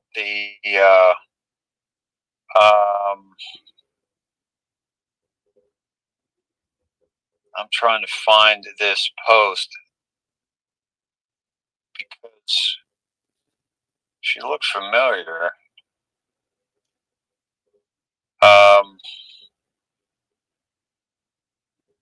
This is odd. All right, good heads up. Yeah, what was her reason for going off on those people? Do we even know? I'm not sure, but there's a bunch of people in chat that know, that saw the whole thing. Yeah, it's kind of just very awkward, very awkward. Where's she at? Oh no, she's in a different vehicle. Dave's in the vehicle by himself right now. So, but it's all I could do is just pass a message on to you from your viewers that are, they're just looking out for your best interest. So, I know. But it's, like I said, I reminded them that, listen, you had the opportunity to get a good interview in, and that was gold right there, especially when he's talking about the hugging ceremony, and the fact that it was officials from one side going and meeting with cartel members in the middle of the bridge. That's a big piece of news right there. Absolutely, right? Very much so. So, that's the thing though. Sometimes we have to look at these things. Please do not message me while I'm live on the microphone. Okay. Because you're going to cause a disconnection of Dave. And I would appreciate it if you didn't text me while we're doing this part of this, podcast thing. Thank you. So, I got people, messaging me too, basically just wanting to give you as much information as they possibly can. Because again, like I said, they're just looking out for your best interest. And I understand that. I totally understand that. I get that. Michelle Clifford said she's a troll, Dave. She's a troll. Oh boy. It's so just be careful. That's the big thing, but go get something to eat. Well, it's the and the dude was a nice dude, the Marine. He's a good dude, but I think she might be that video. Ask people if she went off on the convoy. Because they can hear you, so I'm sure somebody's going to respond. Oh yeah. So guys, sorry, Yep. it's go ahead. Talk. I don't feel talk directly to them. Guys, I don't feel like I'm with you because it's weird because obviously I'm calling in through a phone. So sorry, I'm talking about you like you're not there.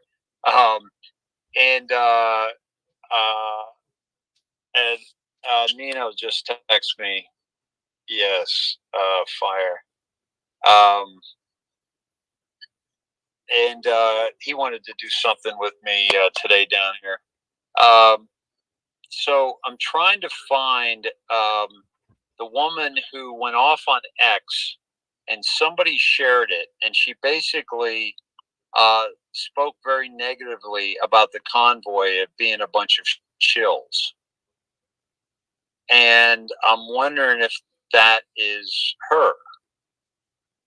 And I said, somebody tagged me on that.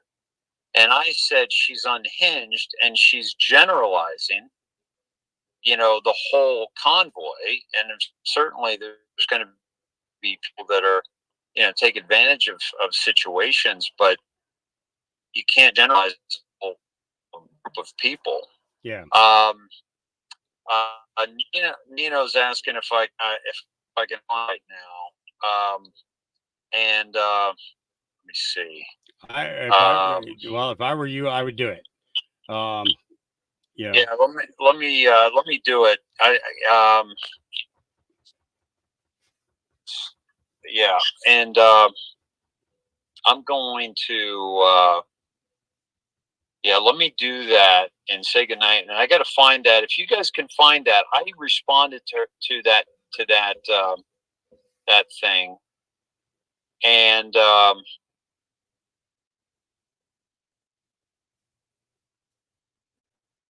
let me see. And I'm trying to find it again to find that video. And she basically just went off on the convoy. Does anybody know? It's on X. I'm looking and I responded on X. Yeah, I'm looking. Let me get I'm trying to get your feed up. Give me a second, because I'm trying to hold the phone up and do it all at the same time. Oh yeah. Okay, but so my guess is that that she would have had a problem.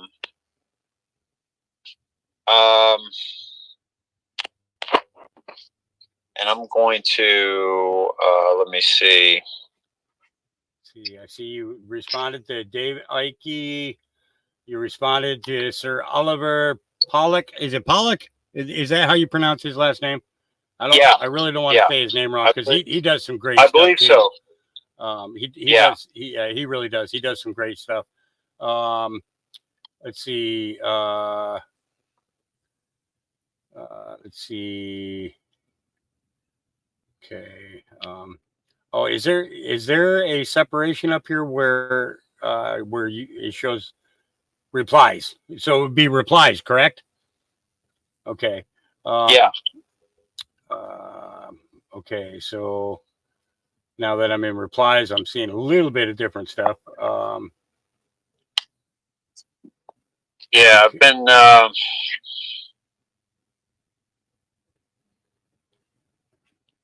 Let me get back to Nino. Have you ever considered that you're?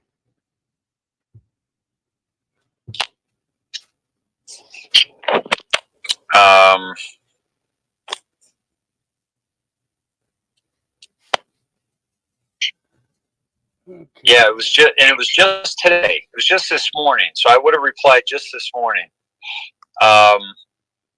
I think, or yesterday or this morning. Started to narrow it down. But let's see. Man, I got some great replies from you all on X, guys. Thank you for reaching out. It's really, really awesome to connect with you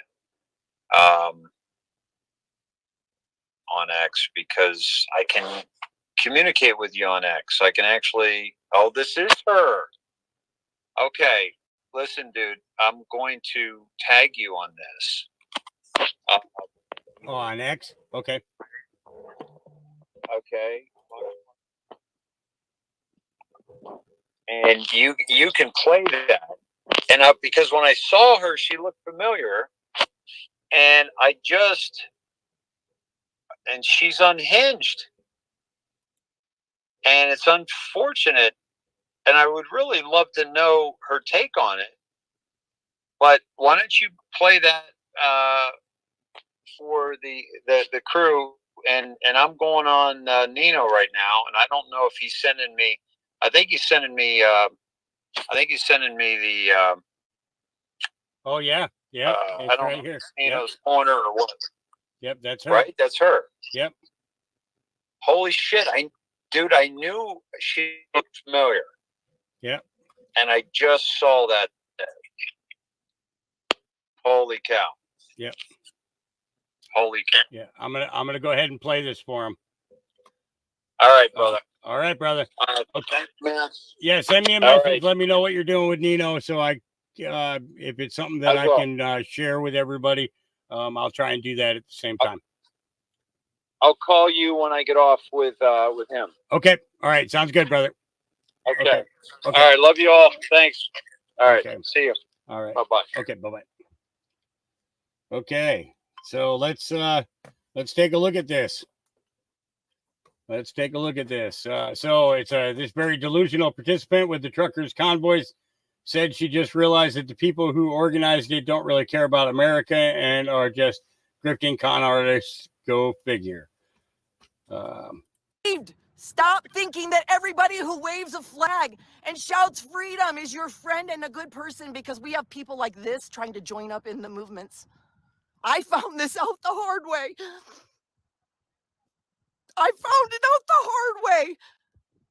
That not everybody is in things for the same reasons you are.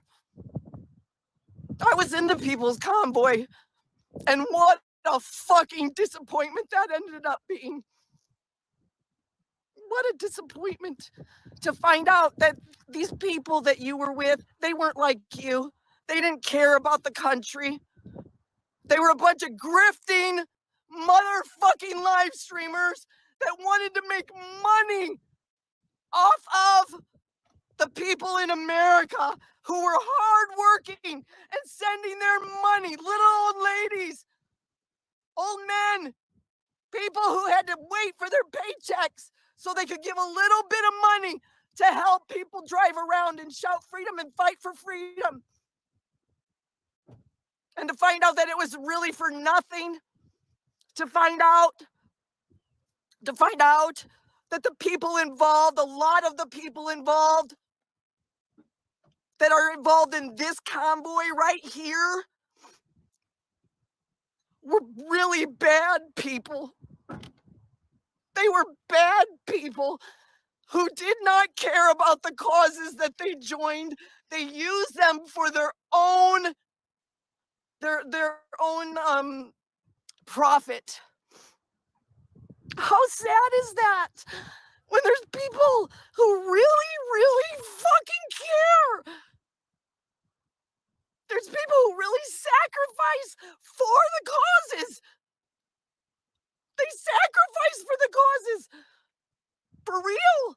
It's in their hearts. And these kinds of motherfuckers come and attach themselves. All right, folks. I need to. I'm going to find another video here to play for you, and I will be back with you in just a minute. I got a call in regards to getting supplies for the dogs. So give me a second to get something here. Just bear with me for a second, guys. I appreciate you. Where is? Trying to find something long enough to. Oh, here we go. Here we go. And media moguls are ruling the world from inside a secret room. They say that the people that control this world could sit around one large table and have lunch.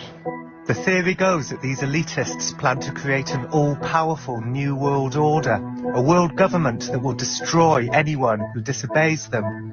The theory spreads through the internet and underground videos and anti-New World Order talk shows. Is there a New World Order? There's a New World Order. Is there a new religion coming? The religion's coming. The New World Order has a certain smell about it. The smell of death. But there's something else. These shadowy elitists, men like Henry Kissinger and David Rockefeller, are rumored to attend a bizarre annual summer camp in Northern California called Bohemian Grove.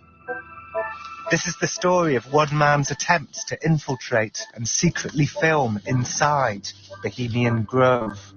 For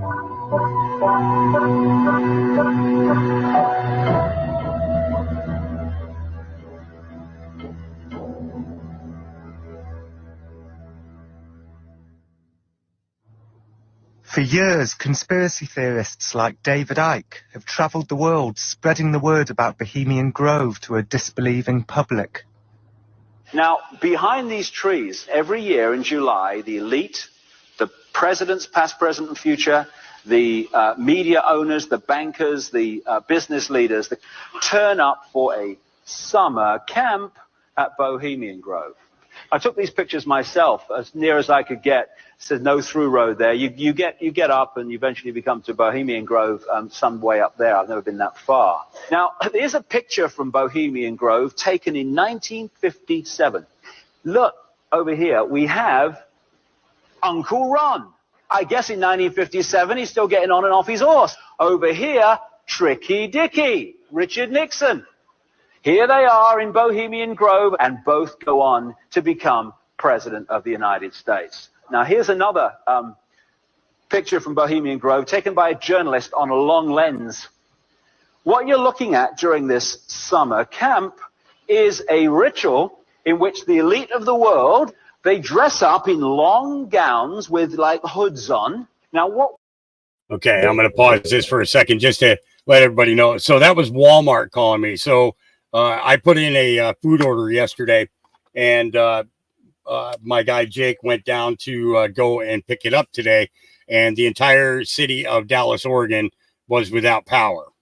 So they just got power back, and I've got to try and get a hold of somebody to get over and get the dog food for me.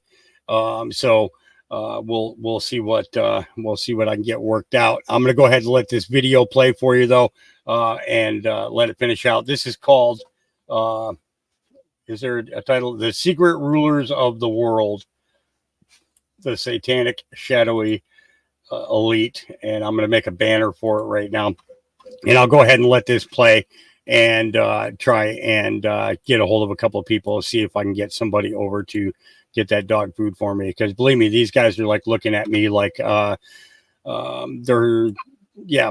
And now that I got some weight on my body, I think they might actually get more out of me if they decide to eat me. So no, they wouldn't do that, but you know what I mean. All right, so let's go ahead and get back into this, and then I'll be back with you guys. We got here a 40-foot stone owl. Go back in the ancient world, they used to sacrifice children to a deity called Moloch or Molech.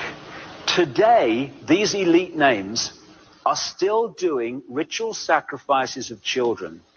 So we ask the question, how do they symbolize Moloch as an owl? Could any of this actually be true? David Icke is far from alone in believing that the root of all satanic elitist evil lies inside Bohemian Grove. The rumours have spread across America, the flames fanned in conspiracy talk shows. You see, for over 120 plus years in Northern California, in Sonoma County, on a 2,700-acre secluded redwood grove, leaders from around the world, prime ministers, chancellors, presidents, governors, travel there to engage in bizarre, ancient Canaanite, Luciferian, Babylon mystery religion ceremonies. But now, for the first time in history, one man intends to discover once and for all what they're really doing in there. His plan is to infiltrate Bohemian Grove in the dead of night and secretly film their owl-burning ritual. His name is Alex Jones. From his Central Texas Command Center, deep behind enemy lines, the information war continues. It's Alex Jones and the GCN Radio Network.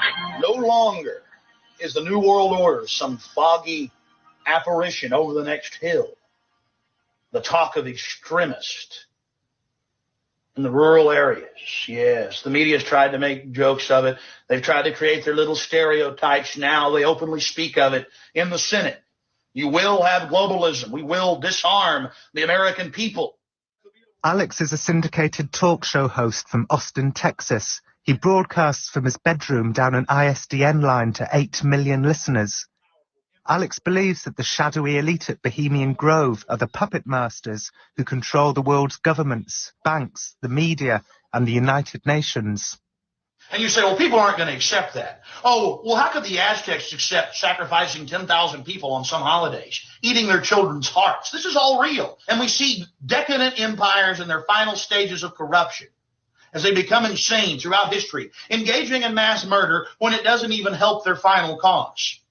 Well, Alex, at 26 years old, is now syndicated to over 40 commercial markets. So he's huge, not to mention that he's on shortwave and the internet. He's been #1 on AOL, numerous times. Last year, he won Best of Austin, which is a big honor in the city. Alex is a sensation in what he does. I think he's a new sensation because he's young, he's vibrant, and he's reaching so many people, and so many people are getting involved with this movement through what Alex does. It's April the 19th, 3 months before Alex's planned infiltration of Bohemian Grove. It was 7 years ago today that David Koresh's Branch Davidian Church in Waco went up in flames. Alex has organised the rebuilding of the church, and he's emceeing the opening ceremony. We're going to a little suit shop, pick up one of my suits. When it's over. How you doing? Alex Jones. I'm here to pick up a suit. You want to try it on? Yeah, it's great. Let me try it on. I've listened to your voice on numerous occasions. Well, nice to meet you, sir. Nice to meet you. You bet. Well, he's got some opinions that are not mainstream, to say the least, and it's enjoyable listening to it. Yeah, not that I agree with everything he says, mind you, but... Yeah, you wouldn't be able to sleep at night. Exactly. Right, because I don't want to be that nervous about my life. Although, according to you, I should be. You're beautiful, my love. Isn't my girlfriend Violet Nichols beautiful and smart? Look at her. Look at her. She is just incredibly smart. That's the webmaster of Infowars.com. April the 19th is a holy day for conspiracy theorists. They say that the elitists, the kind of men who attend Bohemian Grove, commanded the American government to murder 83 people at Waco on this day, and 168 people 2 years to the day later. They say that the Oklahoma bomb was planted by the government themselves, an elitist plot to implement emergency powers to disarm and enslave the American people. So the people of America have come together and built this memorial church out in the middle of nowhere, 9.5 miles east of Waco, Texas. And it's historic. It's April 19th. And they can have their big phony celebration and memorial for those that died at Oklahoma City. I'm sad they died. I'm also sad the government destroyed that building and is attempting to blame it on good, decent people like myself. It's disgusting. It's a Reichstagian event, my friends, just like old Hitler burning the Reichstag. He is hard-nosed. He's hard-boiled. He's tender. His name is Alex Jones.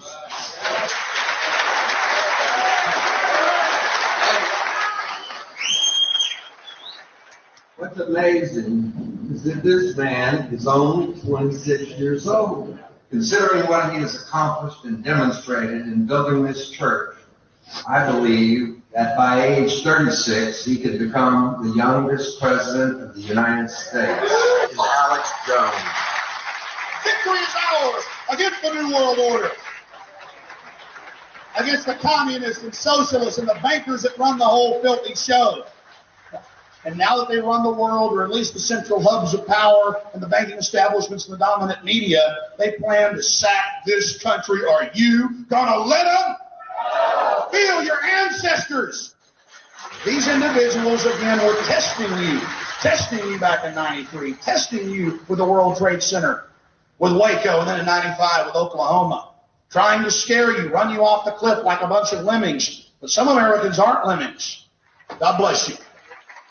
Alex and his cameraman, Mike Hansen, make underground videos in which they confront the people they feel are complicit in this great conspiracy. I'm sick and tired of hearing your lies when you machine gunned a bunch of men, women, and children. You got a big problem, buddy. Let me tell you, a lot of people are writing down your names. You can follow people around. You can harass people. You can back up your bankster buddies. But a revolution of peaceful information's coming, and when it comes time, you people are going to be brought to punishment. You understand? Just like Nuremberg. Just taking orders doesn't cut it, my friend. You understand me? I think I've assessed you. Yeah, oh, you've assessed me. Listen, you can sit there and say some kind of little joke. You can assess me all day. I want you to assess me. I've assessed you. A smiley face slime ball that sits here in soft pedals and tries to placate the media. But Alex's planned infiltration of Bohemian Grove will be his most daring mission of all, and he said I was welcome to come along and film his attempts. I didn't know whether men like Henry Kissinger and George W. Bush really dress in robes and attend a secret owl-burning ceremony in the forests of Northern California, a ceremony said to be called the Cremation of Care. It was hard to believe, but Alex was intent on discovering the truth. Okay, so let's talk some facts here real quick. First thing, Nutmeg, I'm going to burst your bubble. I hate to do this to you, sweetheart, because I love you and you know that. Okay. But Alex Jones did not sneak into the Bohemian Grove. He had an invitation. He was parked in reserved parking only. And he was invited. It was all a ploy for a whip crack. That's all. It's yeah, he didn't sneak in there. He was invited. And that's been a topic of conversation. Me and Dave have been talking about a lot of the things, the harebrained things in our personal conversations that Alex Jones did because of his direct association to the Mossad, you know, and even Q, you know, it's up on the board, you know, that Q says he's a snake in the grass, you know. Watch yourselves because it's going to be revealed that he is 100% Mossad and CIA. So you know, we're not going to praise him, but we're going to listen. We're going to listen, you know, David. And this is the thing is I have the same level. I have the same level of contempt where it comes to David Icke. Okay.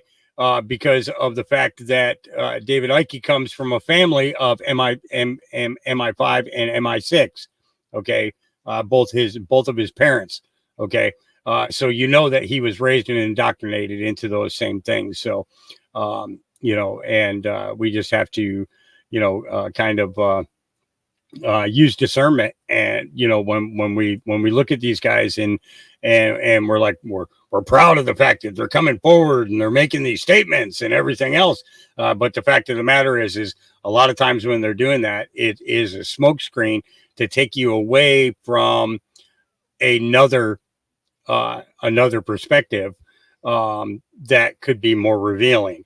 And unfortunately, the grip that the current state of Israel has on our politicians through Epstein and many others, you know, people are going to find out that Epstein wasn't the only one doing this.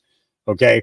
You know, there's never been a really serious discussion about Hugh Hefner, you know, and what went on at the Playboy Mansion. Okay. Now we've talked about it. You know, there's been a few podcasters who have covered some things, but there's never been a definitive story about Hugh Hefner and his direct connection to the CIA and things like that. So we're going to find out that there's a lot more than just Jeffrey Epstein involved in this. Okay. And doing this. And it's that island was not the only island used for these type of things. Because, you know, you think about it, these people who have these private islands, they can do whatever they want on their island. And nobody's going to know the wiser. Okay.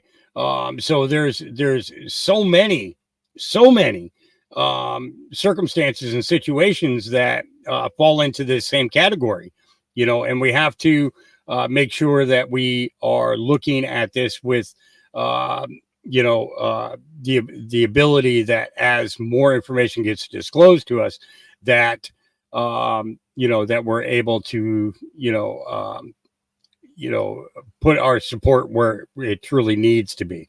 Have I ever listened to Holly Madison's podcast about the Playboy murders? No, I have not. I've never heard of her. But I'll look it up, after I finish today. So let's go ahead and finish this up. It's a 48-minute one. That's if you guys want to watch it. It's up to you guys. You guys tell me if you want to watch it. But it's always be careful who you follow. But at the same time, we're also told to know your enemy, right? We're told to know your enemy. So by learning everything about them that we possibly can gives us means in which to protect ourselves and our communities a lot better. She was one of Hef's girlfriends. Okay. All right. Yeah, I know that what was her name? Kirsten W. Was also one of the girls from the Playboy Mansion as well. And she was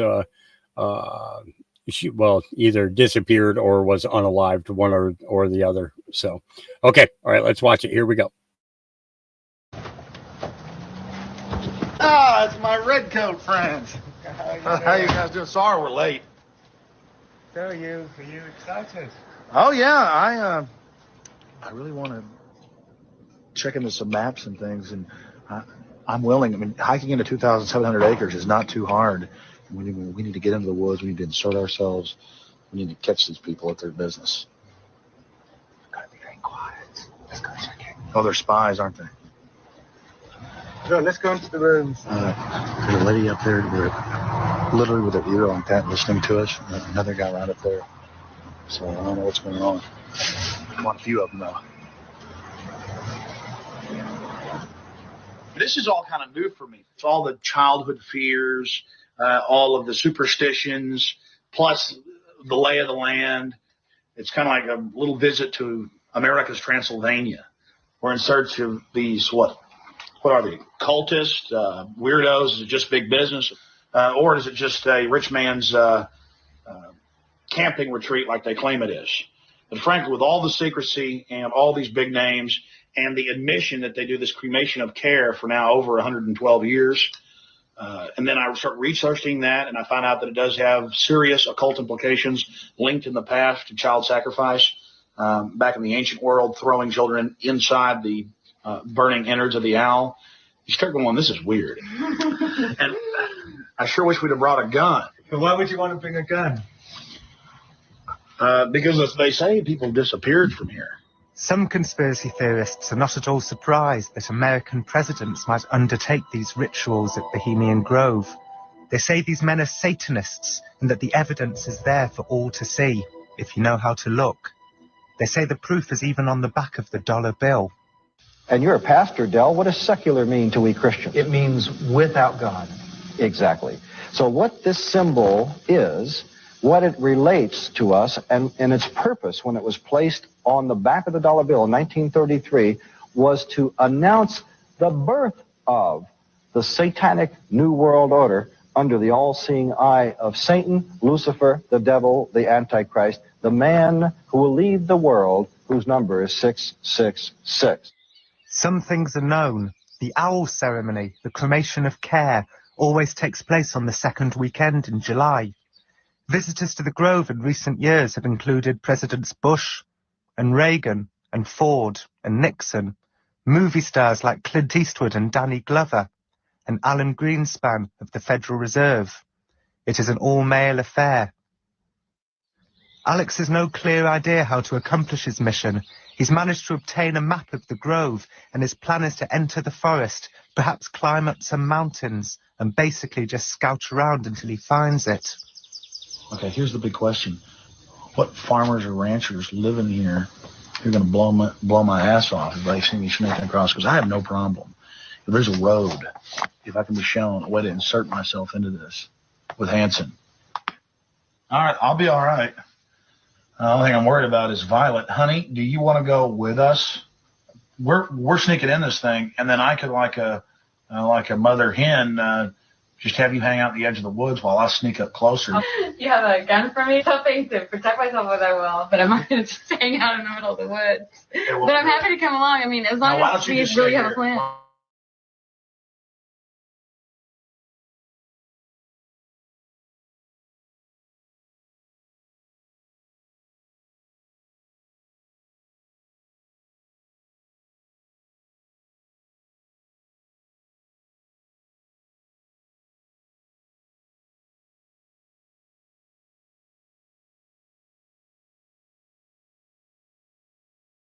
Knows what's really going on out here in the larger areas. I would guess they probably created roads and trails off where they do their more nasty or beastly activities.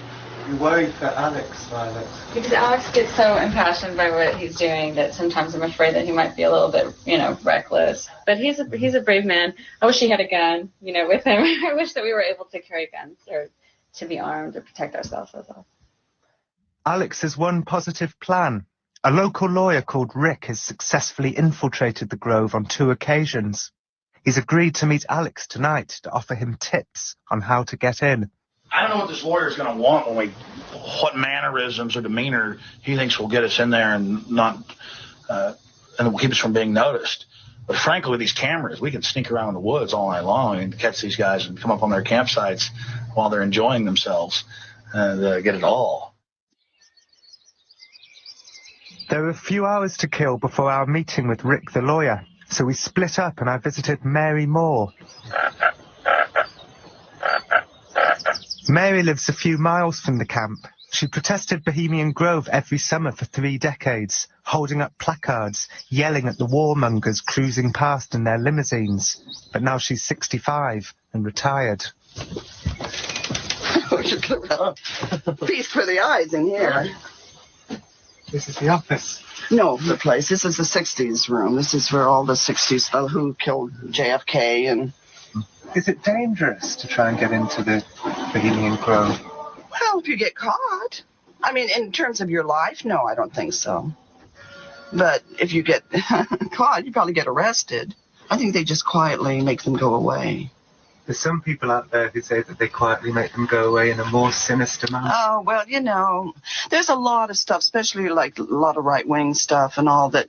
Oh, we've had, they're killing children up there and sacrificing them on the altar. We've heard that one a lot. I guess you have to. And, I don't know. Maybe they are. But if that was happening, I think we would know that here locally. I think it's bad enough to just stick with what they're doing to the globe and the earth and to the people on it.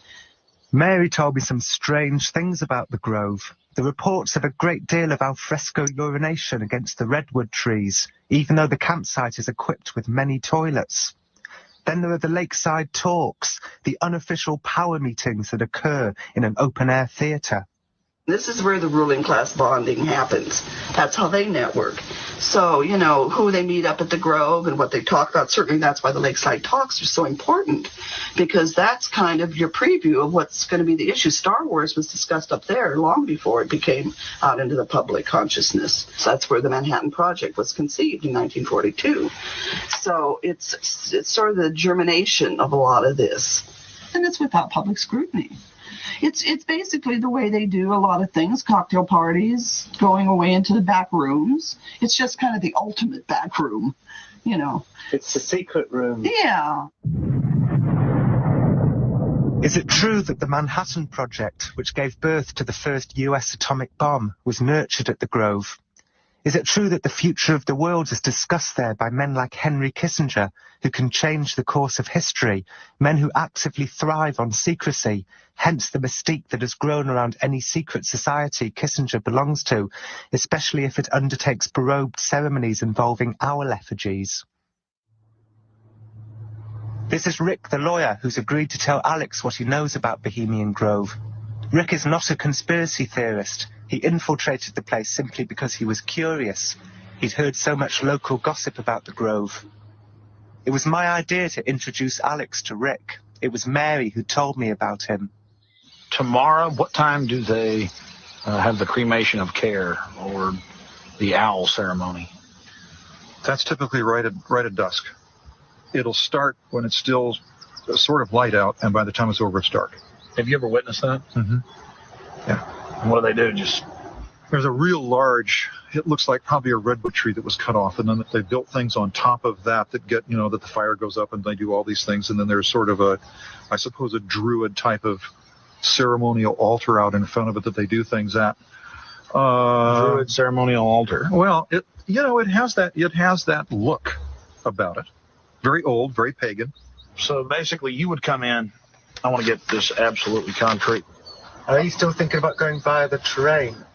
Well, now that that's why I wanted to talk to him. If these are those big hills we're talking about, you're gonna have cliffs and all types of stuff. That would be coming in this way. You could kill yourself, especially if you go out that way. But of course, if you came this way, you could just walk out that way. The surprising news from Rick is that the secret to successfully infiltrating Bohemian Grove is not via the mountains, nor navigating the nearby Russian River, but to just walk in, up the front drive, right past the security guards. I would just walk in here. There are going to be one or two guys sitting by the side of this road in a camp chair, looking bored and uninterested, and you're just going to just nod to them as you walk in. That's it. Now, what about clothes? How would you get in? I'd walk in wearing this shirt and a pair of khakis, and I just walk in from Monte Rio. Because kind of, preppy clothes. Yeah, preppy. It's a preppy crowd. Jeans wouldn't fly. I'm trying to remember whether or not I've seen people wearing jeans. You're going to blend in better with khakis, casual cotton pants than you would with jeans. You don't have to wear a cap. Really, it's not necessary. But on the other hand, if you do wear one, nobody's going to pay any attention to it. What about me wearing flip-flops or sandals? Sandals would be fine. Flip-flops might not be a good idea. Yeah, sandals. Sandals, running shoes, loafers, All right. I would guess that what you don't do is you don't stand out. Certainly the crowd at the Grove is, even the ones who are in their 20s probably, and those are fairly rare. They don't dress young. So basically, you would come in. I want to get this absolutely concrete. This is just. We'll go there. Yeah, and let's take a drive then. This not a through road, which is Bohemian Avenue, is where you walk in. Even though Rick seemed to me a trustworthy advisor, Alex was still unsure. Rick's tips seemed so contrary to everything we'd heard about Bohemian Grove. How could Alex just walk in? That seemed incorrect. You think you can trust him? Mm-hmm. Well, yeah, we'll be the judges. I'm not going to end up tied down on a pentagram with Henry Kissinger's fat belly hanging over me while he's naked with a big dagger, am I? Governor Bush running around in a pink tutu, foaming at the mouth with a purple wig on, am I? No. Do you think that Alex's temperament is such that he'll be able to maintain the stealth needed to undertake his operation? Well, I think Alex is not only a great activist and a great broadcaster, but he's also a great actor. So as long as he's able to think of what he's doing as acting, like if he has to infiltrate as a, guy carrying a golf bag and be very... And you're definitely not dangerous. You're not going to do anything stupid this weekend. Well, dangerous to what? Dangerous to myself? Are these people dangerous? They certainly may be, but I'm completely nonviolent when it comes to just going out there and trying to get the information. That's what I'm trying to do. You need to clear this up. He said, are you dangerous? The thing is, you're not dangerous. You're defending the freedom for our children and our grandchildren. You need to clear that up for the camera, because that was kind of, he's not dangerous. But it's a difference between being dangerous and protecting your freedom. I just wanted to make sure that you weren't going to actually push any of them in the river or throw them into the... No, I see most of these elitist individuals, these snobs, I see them as pathetic. And this is really a gross analogy, but I'll use it. When I see a whole bunch of dog turds being laid all over the society, I don't run around stomping on them because I don't want to get it on my feet. I say to the general public, let's clean these up and let's tell these people they can't do this anymore, that they can't shit on us. That's really what I'm saying. You can't shit on us anymore. I just want them to stop shitting on us. It's the next morning. Alex has decided to take Rick's advice and buy preppy clothes, even though he admitted to me off camera that he suspects Rick might be part of some complex trap to capture him and offer him up as a sacrifice to the owl god. I'd spent so long with Alex that all the paranoia was rubbing off on me, and those same crazy thoughts were beginning to cross my mind about Rick. I think this is perfect. Eddie Bauer's perfect. I can't help thinking that Alex has become suspicious of me for introducing him to Rick. Might I also be part of some elaborate plot? Right? Seriously, guys, which preppy shirt you think I ought to wear? I mean, these are some of the shirts I brought. Like that one. No, I want to get their opinions. Step over, Mike, for a second. Thank you.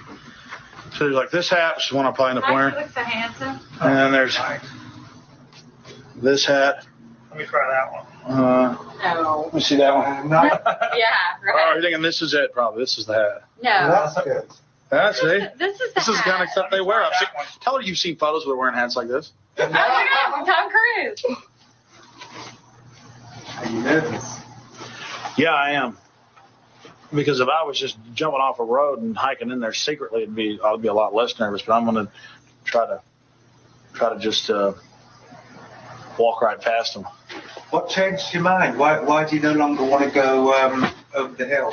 Well, when we talked to Rick yesterday, he made it sound so easy. You want me to show you how it works? Yeah. So basically, you just click it once. It's going to vibrate 3 times. Feel it. Oh, if it does that, we're in trouble. It's feeding back. The That's a shouldn't. giveaway, right? Obviously, you don't want it to do that, right? No. I'm here. Really bad. Because that does stink if it does that. Later that afternoon, Alex and Mike discuss contingency plans, things to say as a last resort in case their cover's blown. We know our cover's blown up. We'll just keep saying, hey, and we're going. And say, no. All right, well, we'll be over here. And then just nicely start walking away from them. They start following us. Just say, listen, you better get away from me. Then I'll have a few other choice words. And then we'll just get into the woods, get away for a few minutes, and then come back out. We'll never know. You better get away from me. That sounds like a threat. I don't think you should be threatening them. No, I'm going to tell them to get away from me. But it's not going to be a problem because we're going to be slick. There's not going to be any problems. But don't say you better get away from me or else. I mean, that's not preppy talk. Definitely not. And then, as a final preparation, Alex and Mike practice being preppy by having appropriately preppy conversations. We're just going to walk normally as we would, calmly, la la la. There's going to be guys sitting there, and we're fat cats, so let's go ahead. But seriously, David, as fast as microprocessors are starting to move, it's getting down to a molecular level. The question is, at what level will just the actual basics of science stop us from making these systems smaller? And it's the entire nanotechnology revolution that I find to be most dynamic. I agree. Did you like that? Yeah, well, That's what we did last time. You can say, I agree. I don't know. It's just going to be natural when we do it. I don't think we should practice, conversations. I think we should just do it. What comes up, comes up. Don't you? Yeah.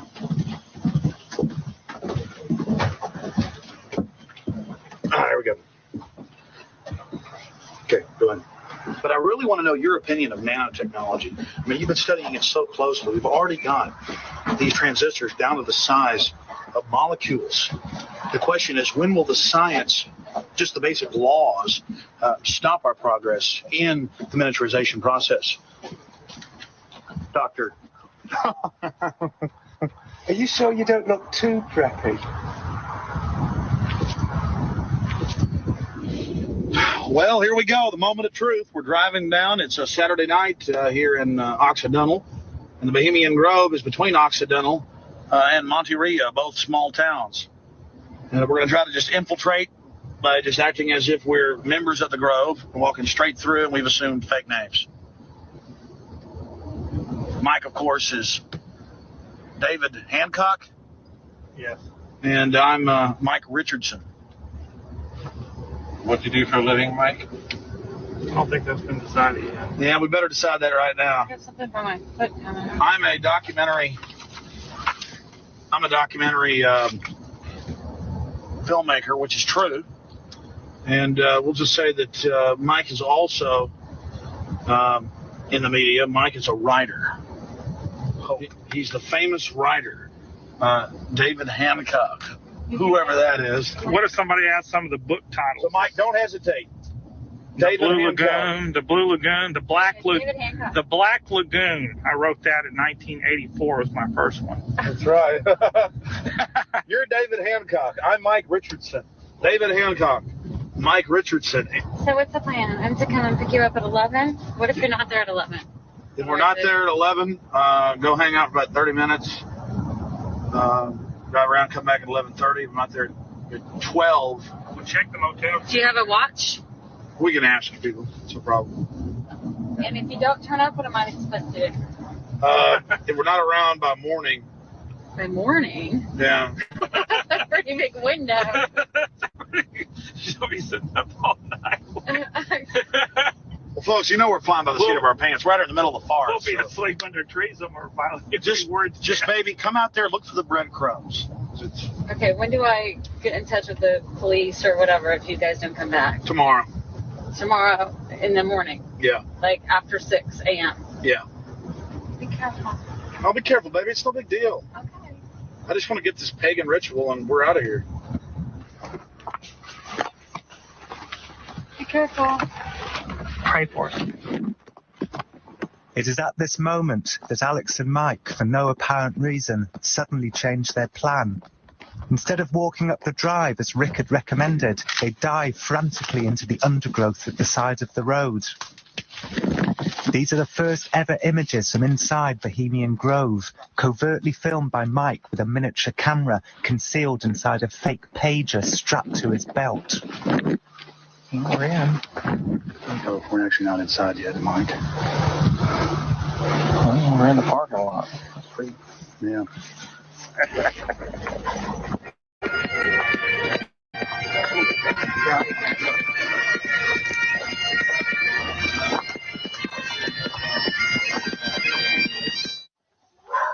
I had no idea what Alex and Mike might find inside the Grove. The rumours sounded just unbelievable.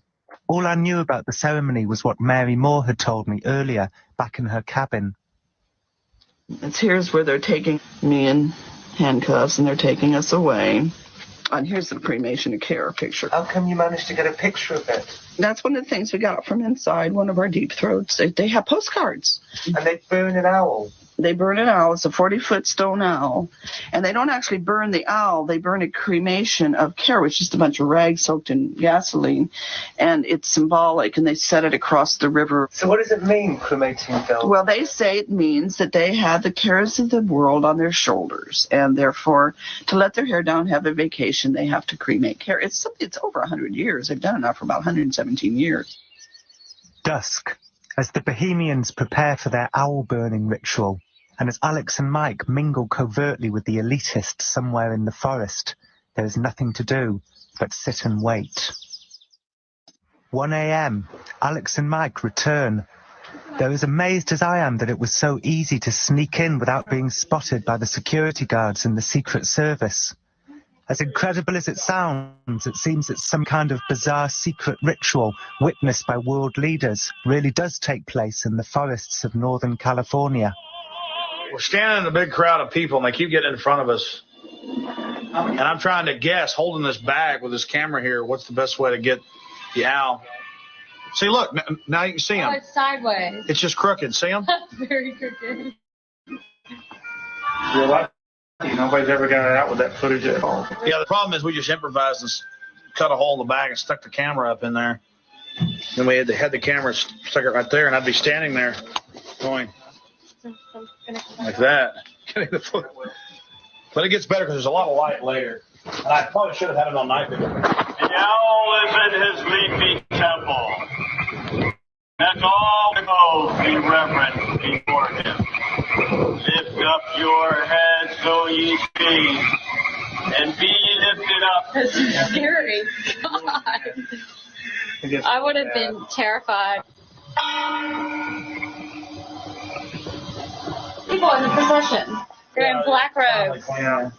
They're terrifying. How bizarre is that? A bunch of old men in black robes in the middle of nowhere. The orange ones and silver ones. That is a worship good video right there. Look at that. Worshiping us like a owl god. Is that what it was? Oh yes. Yeah, this is all pretty disgusting. Our funeral pyre awaits the corpse of care. There we go.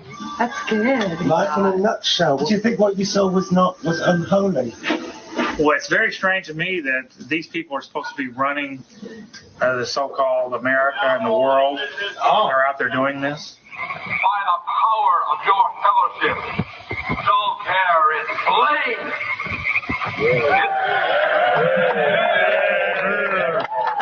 Yeah, you seem freaked out. Oh, I am. But I get so tired of these people telling, because we know the Davidians so good, and I know they're good people, and they're saying these people are cults. This is a cult. Mike is absolutely right, though. These people point their fingers and call people extremists or cult members or whatever for their religious beliefs. This was a pagan ceremony worshiping the earth and then engaging in human sacrifice. That is mock human sacrifice. Aren't they just saying that for 2 weeks we don't have to worry about anything? Yeah, but they're also worshiping the great owl god and burning someone in effigy and torturing them. And as they're burned, I mean, you'll see it on the tape here. But isn't they? I mean, listen to these guys laughing behind us. I mean, you hear all these old guys going, Merlin. They're cheering for this guy to be killed, to be sacrificed. But they're not killing a person. We understand that they're not literally killing a person, but they're. But I don't think they're even. Are they? Surely they're not even killing an No, yes. They're killing something that's similar. Now wait a minute. You've got a black. I mean, certainly you saw it. You've got death right here. Look, here's the boat. Look at it right there. That is. You've got death on this black boat bringing a pallet with like a paper mache person. Obviously, you know, it's got the feet and the body and the head here under the deal, and then they take it over and they burn it under a black for some idol, for some owl god that it really looks like a demon. It's got like horns up there. They just call it an owl. I mean, the whole place is full of owl statues and gods. What kind of thing? It's just owls are everywhere. They're everywhere. They're like statues of owls everywhere. You're walking along and it's like 80-year-old men peeing on trees and going, here, let's pee. And then you see them pulling and then peeing on a tree when there's a bathroom 5 feet away. Out in public, I mean on concrete paved roads, asphalt roads. Here, let's pee. Sure, Bob. Psst. And they're like showing everybody, I'm peeing on a tree. And it's running down the street. Just because they could, right? Bring fire! I'm not going to lie. I was scared to death. And what did you think might happen, though? Look at this. I mean, if we got caught, what happened? Well, we could have been the one up on that boat. You know, you don't know what these people have. These people are sick. It's like bizarre Luciferian garbage. Here we go.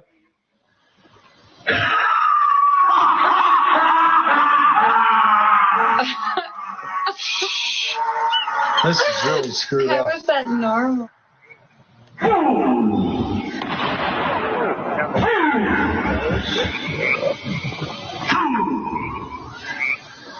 When will you learn that me he cannot slay? That is so satanic. Year after year he burned me in this grove, lifting your puny shouts of triumph to the stars. But when again he turned your faces to the marketplace, do ye not find me waiting as of old?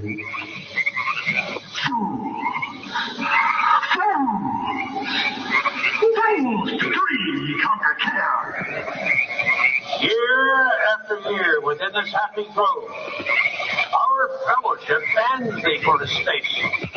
So shall we burn thee once again this night, and in the flames that eat thine effigy, we shall read the sign, Midsummer sets us free. You shall burn me once again.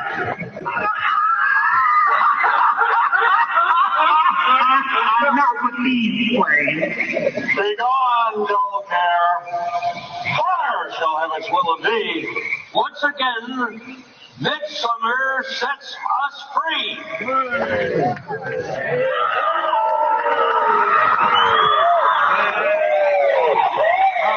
But this country's next president is George Bush Jr.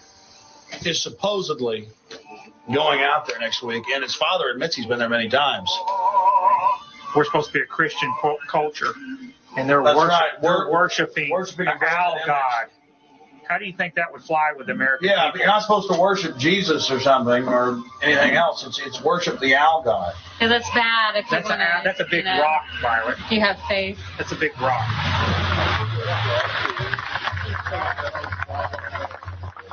I've heard this talked about for years and years and years, but I've never saw any footage or saw it. Well, I'm gonna go home, guys. I'm out of here. Alex, hang out with him. No, I'm gonna go ahead and cruise. Too tired, man. How do you hit stop on this? Stop. I'm too tired to go through this. It's just the middle of the night. The next morning, Mike went to pray in the local church. I met him some hours later at a park down the road. I've heard these stories for years being in the Patriot community, and it's true. What's true? They sacrificed something to an owl god, is what I got out of it. But weren't they just sacrificing all the troubles in the world for a 2-week holiday? That's not what I got out of it. But wasn't it just a metaphor? To me, it doesn't matter what it was. I know that there's rituals that go on. Let's just take, for instance, April 19th, what happened at the Oklahoma City bombing and what happened at Waco April 19th. I think that's all part of it. That's my opinion, that's part of it. I think they're sacrificing in the real world, too. Was this the New World Order? Yes, definitely. I'd look the New World Order in the face out there. Of course, all the Bohemian Grove attendees I approached for interviews declined. All, that is, except for one. Harry Shearer is the voice of Mr. Burns in The Simpsons, and he plays the character of Derek Smalls in This Is Spinal Tap. Harry Shearer visited the Grove on one occasion and agreed to tell me what he saw. How did you get to go to Bohemian Grove? A son of a member, I think, was dispatched to, to be delicate about it, Jew the place up a little bit. I was. No Jews. Well, Henry Kissinger is reputed to be a Jew. One of the things that I love in a humorous way about the place is that they allow members of the San Francisco Symphony and the San Francisco Opera to be associate members and to live in less luxurious surroundings, just to allow people to play in the orchestra and to, do the makeup for the shows, because they really take that show stuff seriously. I mean, that's one of the things that I think is sort of great and silly about them. If they were really seriously about the task of running the world in the secret conspiracy, I don't think they'd be doing so much drag. Aren't they cute? Yeah. So they dress up in drag? Well, they have to, because if they put on plays and there's no women up there. So they have to take the parts. And the plays that we've gotten the feedback on, they're all very, very sexist. Very sexist. You don't have to be a conspiracy theorist to know that this is a get-together of very powerful guys.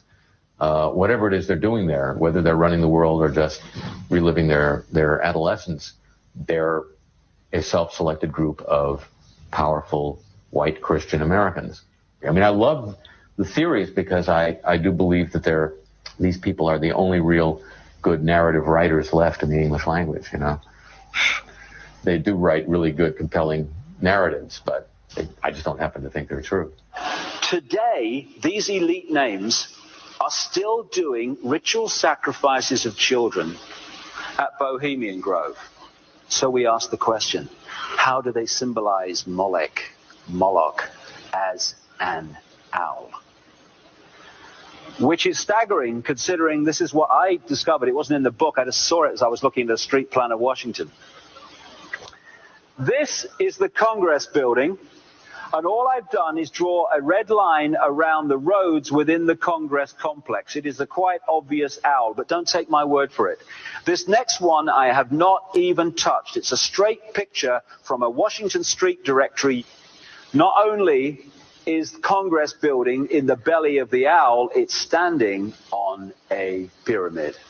And they can keep you spellbound, And you can imagine, well, I'm in New York and they're keeping me spellbound. Imagine being isolated on a ranch in Montana with nobody except, your son that you're teaching to shoot a rifle. This would be pretty amazing stuff coming through the night to you,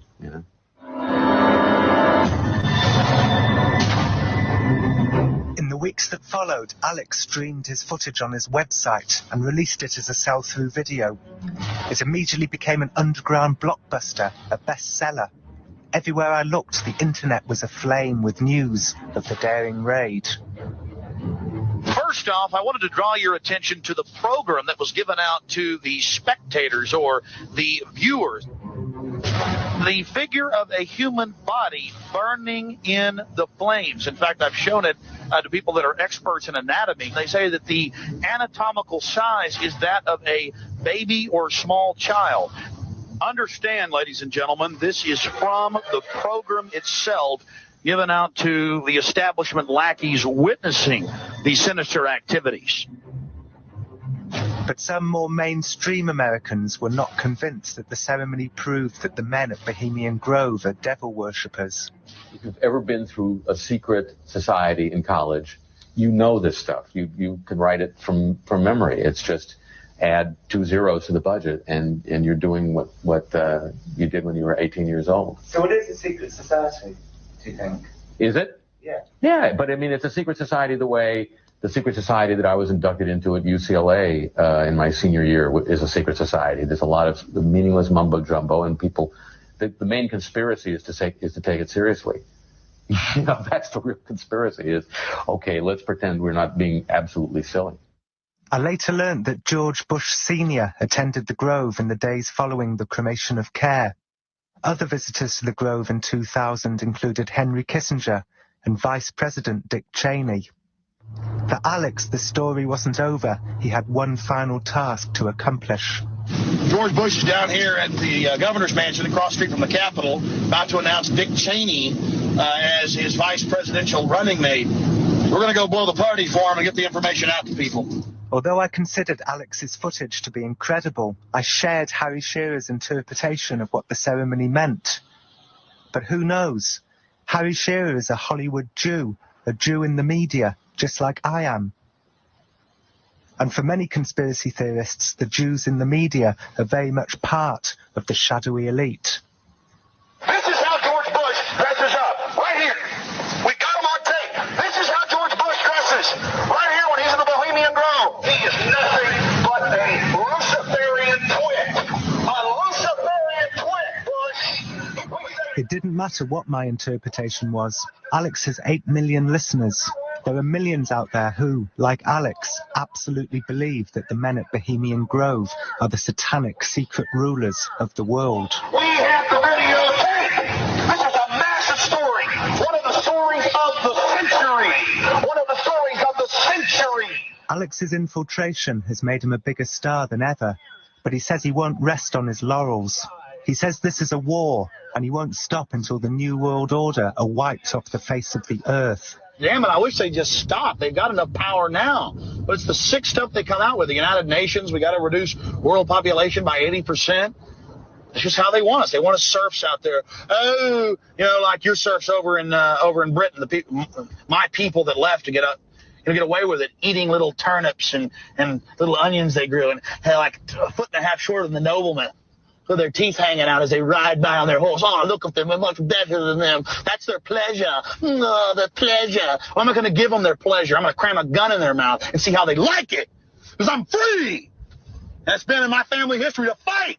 And I'm not your slave. So get it straight. And we're ready. You can nerve gas us all day. We're ready to rock. And the people are waking up.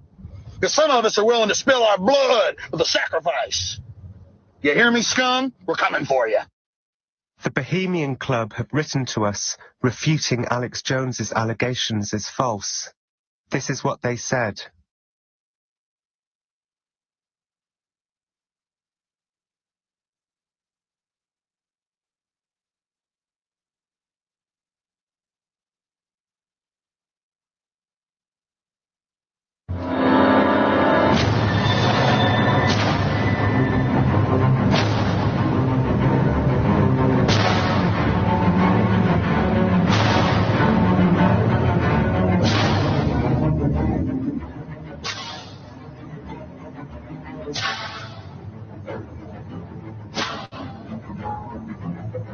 Well, that was interesting, eh? Yeah.